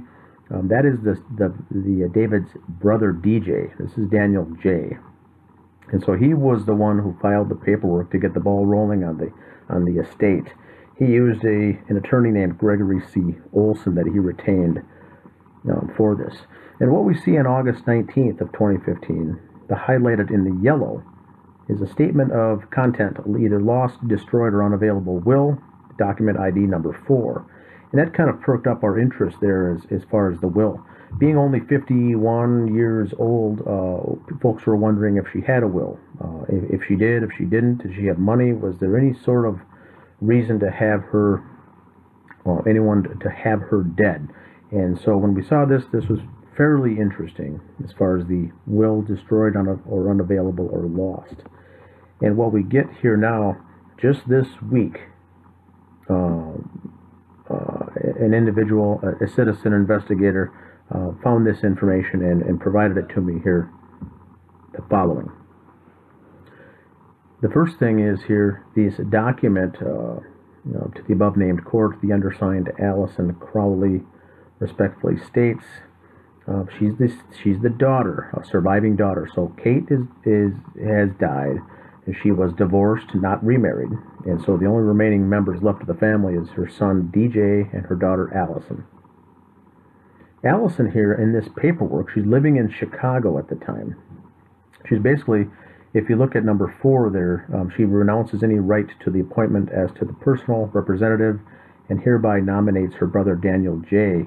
as the personal representative of the above named estate. So really, she's signing away her rights here on August 14th to say that, you know what, I want my brother to be in charge. I want my brother to take over this. And that was on the 14th. So this explains, if we go back here a page, why Daniel Crowley is the one doing the petitioning. That question was raised. Why was he first to inquire about her estate? But it really wasn't. It was Allison did the paperwork, signing it over to Daniel J. So Dan Jr. now, on the 19th, goes and begins his course of business, prepping the estate here for his late mother. So she signed it away. We've got this. The next form here is paperwork also filed on August 19th in the 3rd District Court. So if you look at the top right, in the middle right, all uppercase, it says Statement of Contents of Lost or Otherwise Unavailable Will for a deceased person. And so it says here, the undersigned states to the above-named court that the original last will and testament of the above-named decedent is unavailable because it is lost, and that the will contained the following. The residue of the estate as follows: to my spouse, number 1, if my spouse survives me. Now, Kate's not married. She's divorced in 2005. Number 2 is, if my spouse does not survive me, then I devise and said residue to be divided into equal shares and distributed to my children. And so they couldn't find the will. They looked for it and couldn't find the will, but whoever it was that went basically says, we don't have it, but here's what it stated. And so take that how you wish, but whatever she had the final funds going into, it says now it's going to be divided to the equal shares. So really, Allison and Dan Jr. will get all the remaining assets. She did not have lots of money. She was not wealthy by any stretch of the imagination. She did have debts and bills to pay, but there still was excess carryover that was left, and that was then divvied up between Allison and Dan Jr. And if you read here on this next page, it's very interesting. There's 4 things. I want to cover the first 3 items. Number 1, Daniel T. Crowley. This is the former spouse of the decedent. It says here on number 1 that he went through the decedent's legal documents and records after her death and was unable to locate the original of the will after conducting a thorough and exhaustive search. So it looks like he was able to go into her records and her personal belongings to look for it, and says that he was unable to locate it, a hard copy of the will. Number 2, they contacted the attorney's office responsible for the drafting of the will. The will was prepared at the office of Gregory C. Olson of Patton, Hoverston, and Berg, PA, who verified that the original will was not contained in the client's file, which was on record there. So this let's reiterate here, item number 2, they couldn't find the original will, which means that at one point, Kate Crowley had a will. She went so far as to have an attorney, Gregory Olson here, who was also representing Dan Jr. in the estate. She at one point must have gone to him to have a will prepared. And so now the ex-husband couldn't find it, the lawyer couldn't find it, and then number 3, inquiries were made within the family as to whether or not anyone had knowledge of a new will being executed, since the old will dated March 13th, 2006. And it says here, a thorough and exhaustive search was made for the will shortly after the death, and there was no information as to any such will being found. So let's go back. They were divorced in 2005. Kate Crowley had a will done with the help of Gregory C. Olson on March 13th of 2006. So right away, young divorced mother of 3 goes and gets a will done at an attorney's office at Patton, Halberstam, and Berg.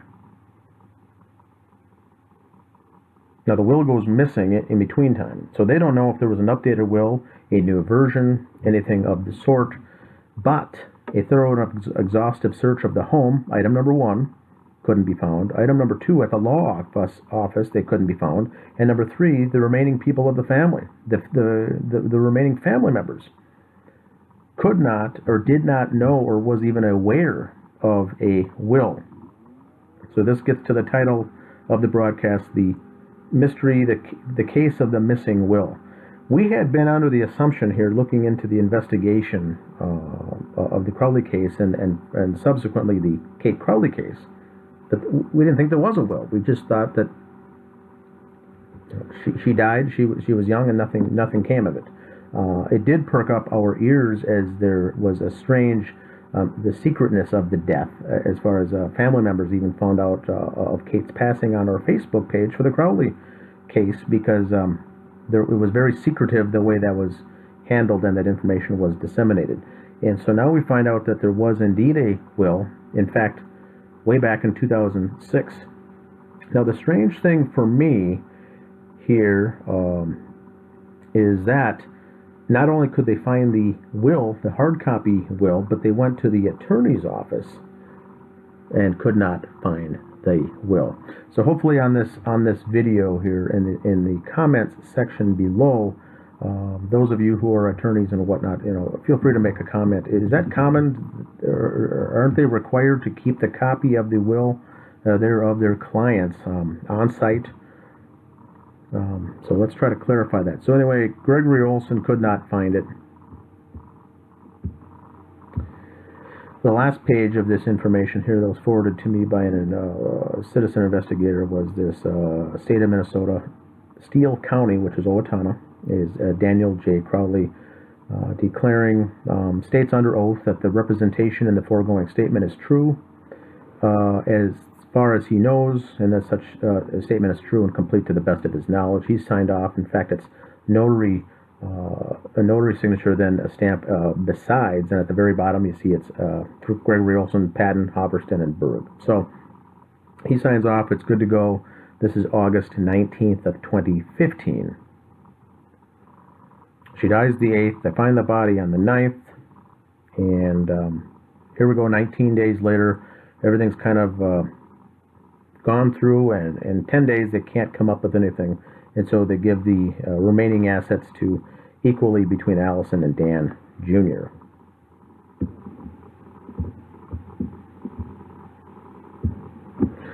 So I began to look into the background of this Gregory Olson. His name has come up a couple of times here. He does work here, it looks like, for Patton, Halberstam, and Berg, PA. This is the website. It does show the profiles of their lawyers and their attorneys on staff, and they've got several locations. And here is Mr. Gregory Olson. So he's handling. He was, I guess, a family lawyer on the Kate Crowley side, and then did the will. And then when Dan Jr. went to go get the claim with Allison as well, they also worked with Gregory Olson. So they went to the offices of Patton, Hoverson, and Berg. Now, if I go to LinkedIn and pull up Patterson, Hoverson, and Berg, I see that there's 17 employees on LinkedIn. So small, rather small office, some paralegals, some attorneys, and I don't see Mr. Greg Olson's name there mentioned. And so there is a page 2. Here's the second list of employees there at the firm on LinkedIn. I don't see a Gregory Olson there at all. Now, if I go and do an actual search on LinkedIn for Gregory Olson, his name does come up as just Greg Olson. It looks like he's not linked to his actual employer for Patton and for the full name, but he's got listed here just PH&B Law Offices. Now, I find it strange he only has 3 connections. Not connected to the firm, only 3 connections. Usually attorneys have very well connected with what it is they're doing. So go back to the page, and certainly enough, even though he's not listed there on LinkedIn, he certainly is a member. There's his picture again with the rest of the team. So Gregory C. Olson does in fact work there. Just may not be too involved in LinkedIn to keep his information up to speed, but that is something different. All right, his background and his profile shows his various bar admissions and his certifications. He's been around for a while here, first getting admitted to the bar in 1978, so he has been around for a while and has been an attorney lawyer for many years. That also could explain the lack of information on the LinkedIn site, as many younger folks keep that page up to date. Older folks do not have that much interest in that, so that could explain that. His education was University of Minnesota, Bachelor of Arts in 73, then got a master's degree in 81, and then got his law degree from Hamlin in 1977. So he's been around for a while. Now, what I was interested in here for, thinking of how someone could lose the will here, I wanted to see what his background was. Where did Mr. Greg Olson work in the past? It shows currently that he's an attorney at Patton, and we see that. And that is correct. That makes sense. He's been there since 2007. And then attorney, law offices of Gregory C. Olson from 78 to 2007. So for many years, looks like he ran his own law firm, his single practice there by himself, right after getting his degree. So it doesn't appear that he worked anywhere. Got his degree and started his own law practice, and then listed as an adjunct professor at the University of St. Thomas since 1984 to present. That's pretty good university here in the Twin Cities area. So I began to do some research looking up here with the Secretary of State, Office of Minnesota Secretary of State. I couldn't find any business record searches for law offices of Gregory Olson. I did a search for active statuses, inactive statuses, and it contains the name Gregory C. Olson or the phrase law offices of Gregory C. Olson. And as you see there at the bottom, no results match. So he may have just been running his own business and never filed or never set it up or never registered his business. So I thought, well, let's go to the St. Thomas website. And St. Thomas here, University of St. Thomas, here's the actual website of their adjunct faculty. So you can go right there to the website, and anyone can scroll down the list of adjunct professors that they've got and can see how many people are currently on staff. It's listed in alphabetical order, let me click this here, try to scroll down. There we go. A lot of adjunct professors listed alphabetical at the University of St. Thomas.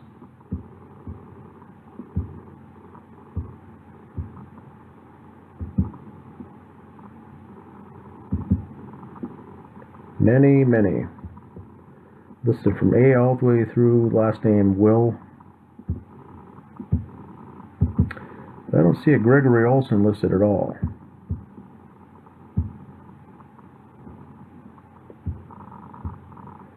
He's been there since 1984, adjunct professor, so that's about 34 years at the university. And so here it is, alphabetical. Let's go to the letter O. I see a Brett Olander. I don't see a Greg Olson at all. Gregory Olson. So maybe they just forgot to list his name on their website. Pretty prestigious school there. Looks like they've got all these up to date. Can't imagine they would have forgot about Mr. Greg Olson, but perhaps they did. But he's been there for 34 years.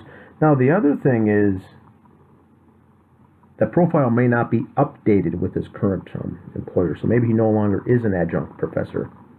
And I had thought about that as well. I did a Google search relating to St. Thomas University, the phrase adjunct professor and the name Gregory C. Olson on Google, and in fact nothing came up. So nothing came up at all as if he ever worked there or was ever an adjunct professor at all.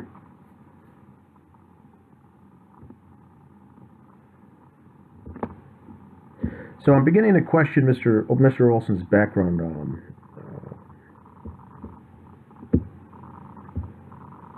And so I've got a premium account here at the White Pages. Looked him up, looked up his background. A couple things came up that were strange, not out of the ordinary, but I just consider them strange. I've got a speeding ticket here.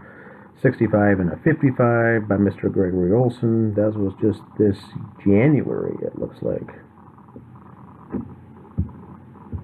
And then we go to the next page. We've got a charge 1 of a DWI back in 97. Charge 2 of a second DWI. This was less than a year later, his second one.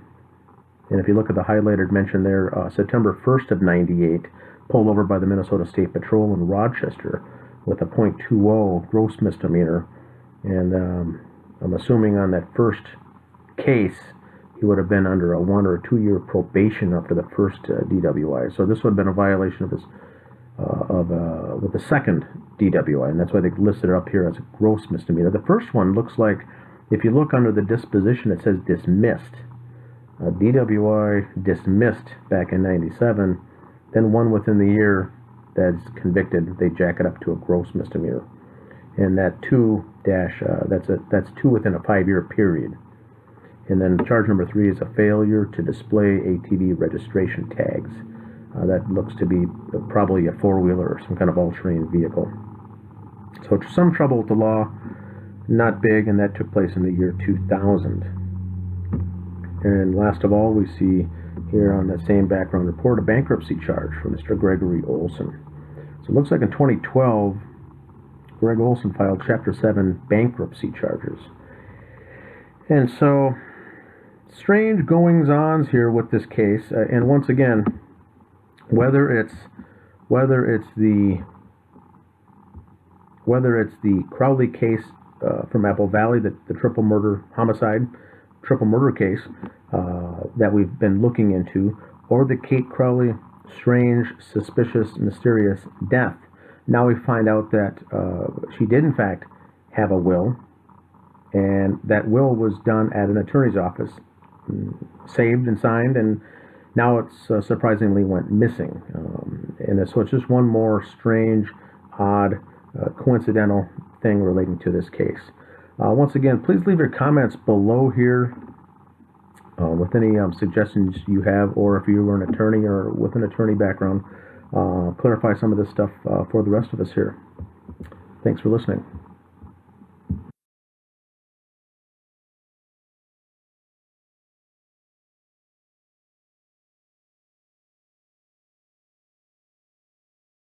Most people think of Verizon as a reliable phone company. But to businesses, we're a reliable partner. We weave security into their business and virtualize their operations. Digital transformation never stops. Verizon keeps business ready.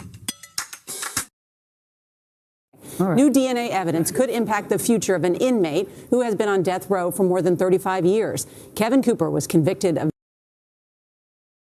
Hello, my name is Dan Hennon. Today is October 10th, 2018.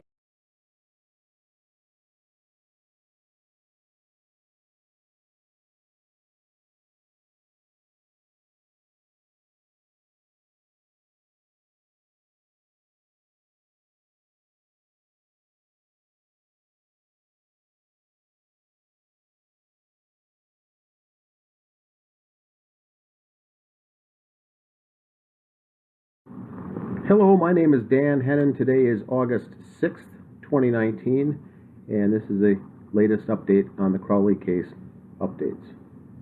This episode is called Private Investigator Kenneth Main's Conclusion.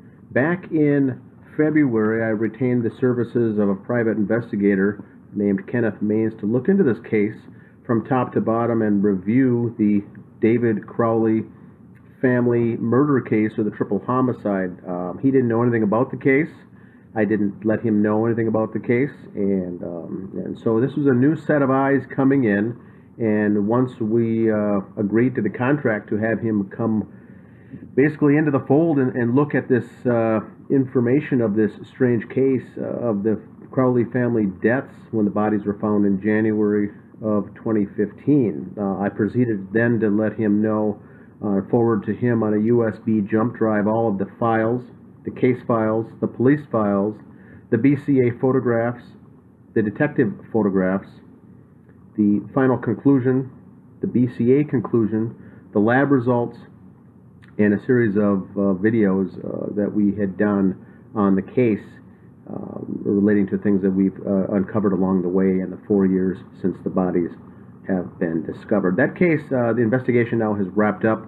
Kenneth Mains provided his final conclusion at the end of May 2019, and now we're at the beginning of August here, and after some back and forth, I think I'm able to now bring this to conclusion. They're working with Kenneth Mains. The reason I hired Kenneth for this case, Kenneth Mains here, as you see, is a United States Marine Corps veteran and a detective. He uses a unique and particular combination of forensic science, criminal investigation, forensic psychology, victimology, crime reconstruction, crime scene assessment, and criminal profiling to solve cases. He is the president and founder of the American Investigative Society of Cold Cases, which was created to assist law enforcement members and victims' families in solving the plethora of unsolved cases. And so with Kenneth Mains here hired, he was able to look into this case, read all of the documentation, look through all the photos, watch the videos, watch the various documentation and of this strange case. His conclusion was that although there are some oddities in the case, his conclusion really basically agrees with the Apple Valley police detectives in saying that David Crowley did do this. He did kill his 5-year-old daughter, Rania. He did kill his wife, Kamel, and then he shot himself in the head, killing himself at the end. Around the December 25th Christmas time frame of 2014. 3 weeks later, neighbors found the bodies, and they've gone with it ever since. The case has been now since closed. David allegedly did it. There's been no evidence to support that David did it, although all the circumstantial evidence points to David doing it. What we found here in the last 4.5 years with the Justice for David Crowley and Family Facebook group, with all of its 2,700 members, have come up with a plethora of information that has come to light since then, along with other people looking into this. We put that package together, sent it to Kenneth Maines, and he came back with his result. Although I'm not pleased with the results of saying that David Crowley did this, as we know that he certainly did not do this. Kenneth Maines did put together a pretty good summary and the reasons for his answers and his reasons for how he came to his conclusions. Some of those reasons were sketchy and kind of soft. That didn't really, some of his answers weren't too beefy, and so what I did was I responded back to him with the two following. I put together a summary of 2 items. 2 things here that I wrote back to Kenneth Maines. Number 1, section 1 was a listing of 15 different items of clarification from his conclusion. These are things that I think that he may have misunderstood what I was asking, or I may have not termed the question very good, and it appears that he wrote answers based on not exactly what the questions, or coming to a conclusion that was not really what we were after. And so I sent those to him to get some clarification, because once I think we get clarification on those items, it'll steer him in I think a better direction as far as coming to a conclusion.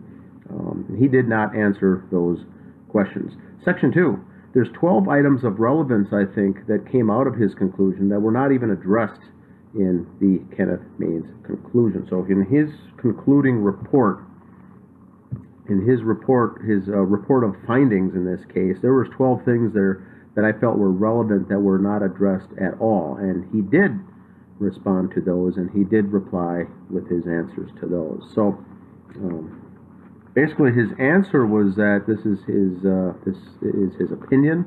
This is what the facts lead him to see. We're not here to necessarily sell him on anything, but just to make sure that he's got the right facts and we're all sitting on the right facts, therefore we can come to the right conclusions. So Kenneth did say that it's fine that I don't necessarily agree with his opinions, but that's strictly what they are, as opinions, as are what he states in his report as are mine.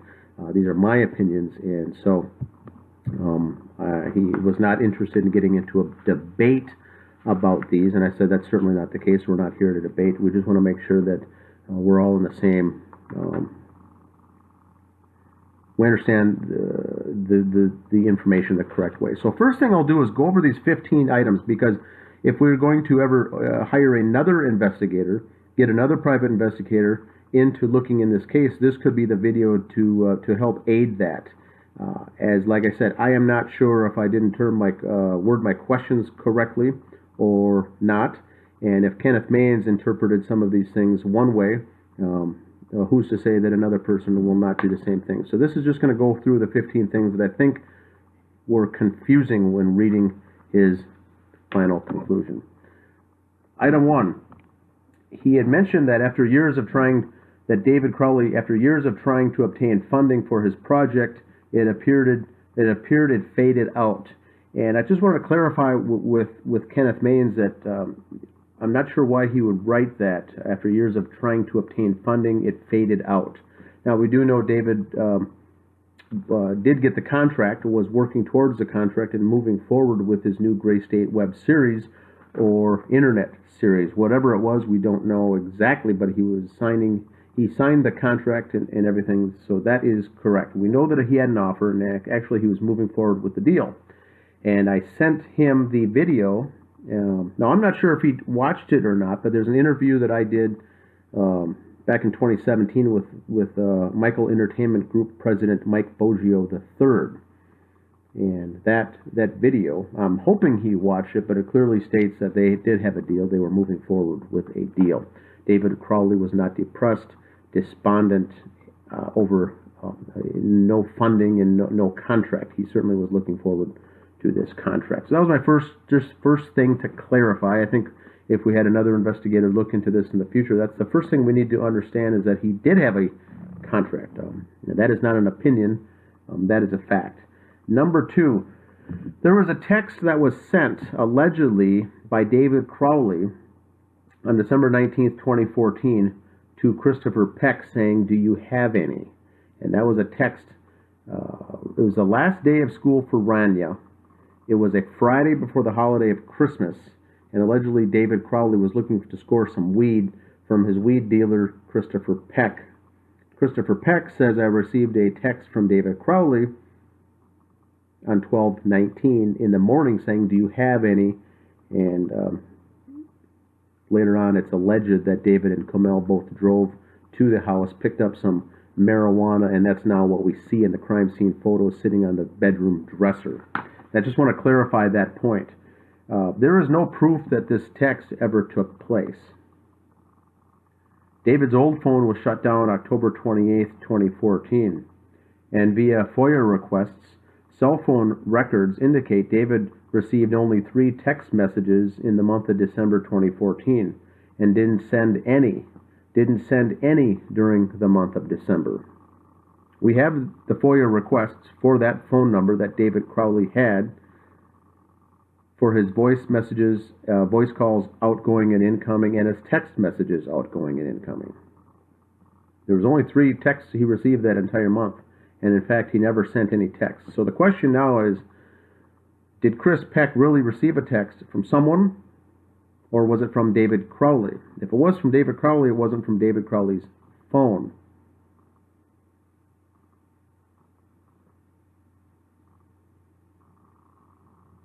So on December 19th, there's no activity at all on his cell phone for text incoming or outgoing. So the question is, one of the questions that we had as a group with the Justice page was, did the Apple Valley detectives vet the comments made by the Crowley friends, family, relatives, and those on the Gray State Project? We tend to believe that they didn't vet this because there are several instances where people claim to have made phone calls, claim to have made texts, claims to have sent and received texts, and once we receive the phone logs from AT&T for the records, those things did not take place. So the question is, did the Apple Valley Police detectives vet what was said? Now, for sure on the Christopher Peck text that he claims with law enforcement, I don't believe they vetted and looked that up. So the question is, did Christopher Peck lie to police, or did he indeed receive a text from someone else and told police it was from David Crowley? And so that's a pretty big thing, and I wanted Kenneth Maines to just to understand that's a pretty big deal. That didn't jump out at him, so I don't think that he went through and vetted the individual's comments, phone-related comments, to actually looking up at the phone records to ensure that those things actually did take place. Item number 3, Kenneth Maines wrote, there were numerous military and electronic gadgets that were not yet organized found in the basement of David Crowley's home. And so the point of clarification is David Crowley owned and operated a company called the Bullet Exchange. This company purchased large amounts of used military/police gear. These were used as movie props and rented out or sold to customers. David shut down the business once the Grayscape movie script was purchased, and plans were made to turn the script into a web-based series or a television series. The inventory that remained was put up for sale via a garage sale on September 5th, 2014 at the Crowley house. The items we see in the basement of the home in the crime scene photos were the remaining inventory. It appears that it was not yet organized or put away. These were not sitting untouched in the basement since the Crowleys moved into their house a year prior. So I think with the way that it reads in the conclusion to Kenneth Maines was that it was very unorganized home with a lot of things sitting around. And so that garage sale took place, we know, it was September 5th. So all the month of September, October, and November, and even into December there, it does appear that David Crowley did not organize, put that away, get rid of it, sell it, or donate it. It was still sitting down there. So that is, it was not sitting down there for the entire time from as a result of moving into the home and not yet getting a chance to put it away. Just wanted to clarify that point, that this was just September after the garage sale that this was sitting down there. Item 5, dog activity. The dog activity, Kenneth Maines goes on to mention that the dog was strong enough to pull/tug on the bodies. And I just wanted to clarify with the investigator here is, I agree that the dog may have scavenged on the bodies and perhaps torn the sweatpants on Comel and perhaps moved Ranny's body. She was only 5 years old. But Ranny's right arm was missing at the socket. This means it was removed altogether from the socket. This isn't something a small or mid-sized dog could accomplish. Animal vets have commented that Paleo could not have pulled through the muscle/ligaments and tendons in this area to be able to do this. What caused it? Although we do not know how exactly the arm was removed, we do know that a mid-sized beagle dog could not have done this. So the question is, how did that arm, Ranny's arm, her right arm, entire right arm was removed, taken, I believe, taken from the scene. The dog didn't eat those bones. It may have scavenged on some of the other parts, but I believe that bone was, that arm was gone altogether. So the question is, if the dog didn't do it, who did it? And I think on the investigative report from Kenneth, the conclusion says that the dog was very active, tugging and pulling on the bodies. While that statement is true, it doesn't explain an entire arm missing that's pulled out from the socket. And I think this is a very huge point in the case. He himself mentioned that he had trouble understanding why the arm was missing. And in the next part, item 5 here coming up, why the rib was fractured. But he didn't seem to allude to it being large enough an impact in this case to further examine it. He just chalked it up as being strange, is what I think he did. Item 5, fractured rib. What is most complexing to me is the fractured rib that she suffered. This is a direct quote from the investigator, and it is very perplexing. The fractured rib on a 5-year-old girl was just below the armpit. This is not something that the dog could have done. This is the fracturing the rib once again. A dog could not have fractured her rib. This also happens to be very near the missing right arm, right below the armpit of that arm. If a human foot was used as leverage to pull the arm out of the socket, this could certainly result in a fracture of the rib at that location. Did David pull the arm off of his daughter after killing her? Why? If the arm was pulled off while Ranny was still alive, the neighbors would have certainly heard the screams. More than likely, the arm was removed after her death. Regardless of why or how the arm was removed, there was no arm bones found at the scene. Lead investigator James Gummert told me personally, that he believes the dog ate the bones. The radius, the ulna, the humerus, all eaten, swallowed, and digested by a mid-sized beagle mix? Very unlikely. It does appear her arm was taken by the killers as a trophy of sorts. Item number 6, bloody footprint. My comment is that I agree that the bloody footprint on the floor contained Comel's blood. The investigators and the detectives did find that the blood on the floor that was in the shape of a footprint was Comel's. That we agree with. I also agree that Comel was wearing socks, and I agree that David was not wearing socks. The Apple Valley police detectives deduced that it must have been David's footprints, as he was the only adult that was not wearing socks. The question is, was David's feet tested to ensure there was ever blood on his feet? The fact that there were only a couple of footprints in the house suggests these were homemade to appear as footprints. There are no footprints in the office, in the hall, or the kitchen, or anywhere near the kitchen. But there's only a few near the kitchen island, conveniently right near where he would have been potentially standing with a laptop. We simply need to find out if anybody tested David's feet to ensure that there was, in fact, no blood on them. The answer should be a simple yes or no. We just need to know exactly who to ask. If the testing wasn't done, who would have been the ones doing the testing? Who would we ask? Who would conduct a test like that? Would the investigators know? Was it assigned to someone to test the feet? The question here is, we think that the foot was never tested for blood and there was no visible blood on the foot. Nothing was ever mentioned in the lab reports about this important step of the process, but I don't want to assume that it was not completed. Maybe it was tested. We just don't have any evidence to support David's feet was ever tested for blood.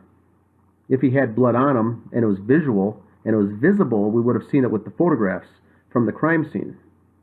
Or it would have been noted that the blood on David's feet matched the blood found on the floor. Yeah, and so we don't even know. We know that David was barefoot, Comel was not, and footprints were on the floor, and it obviously wasn't Randy's footprints.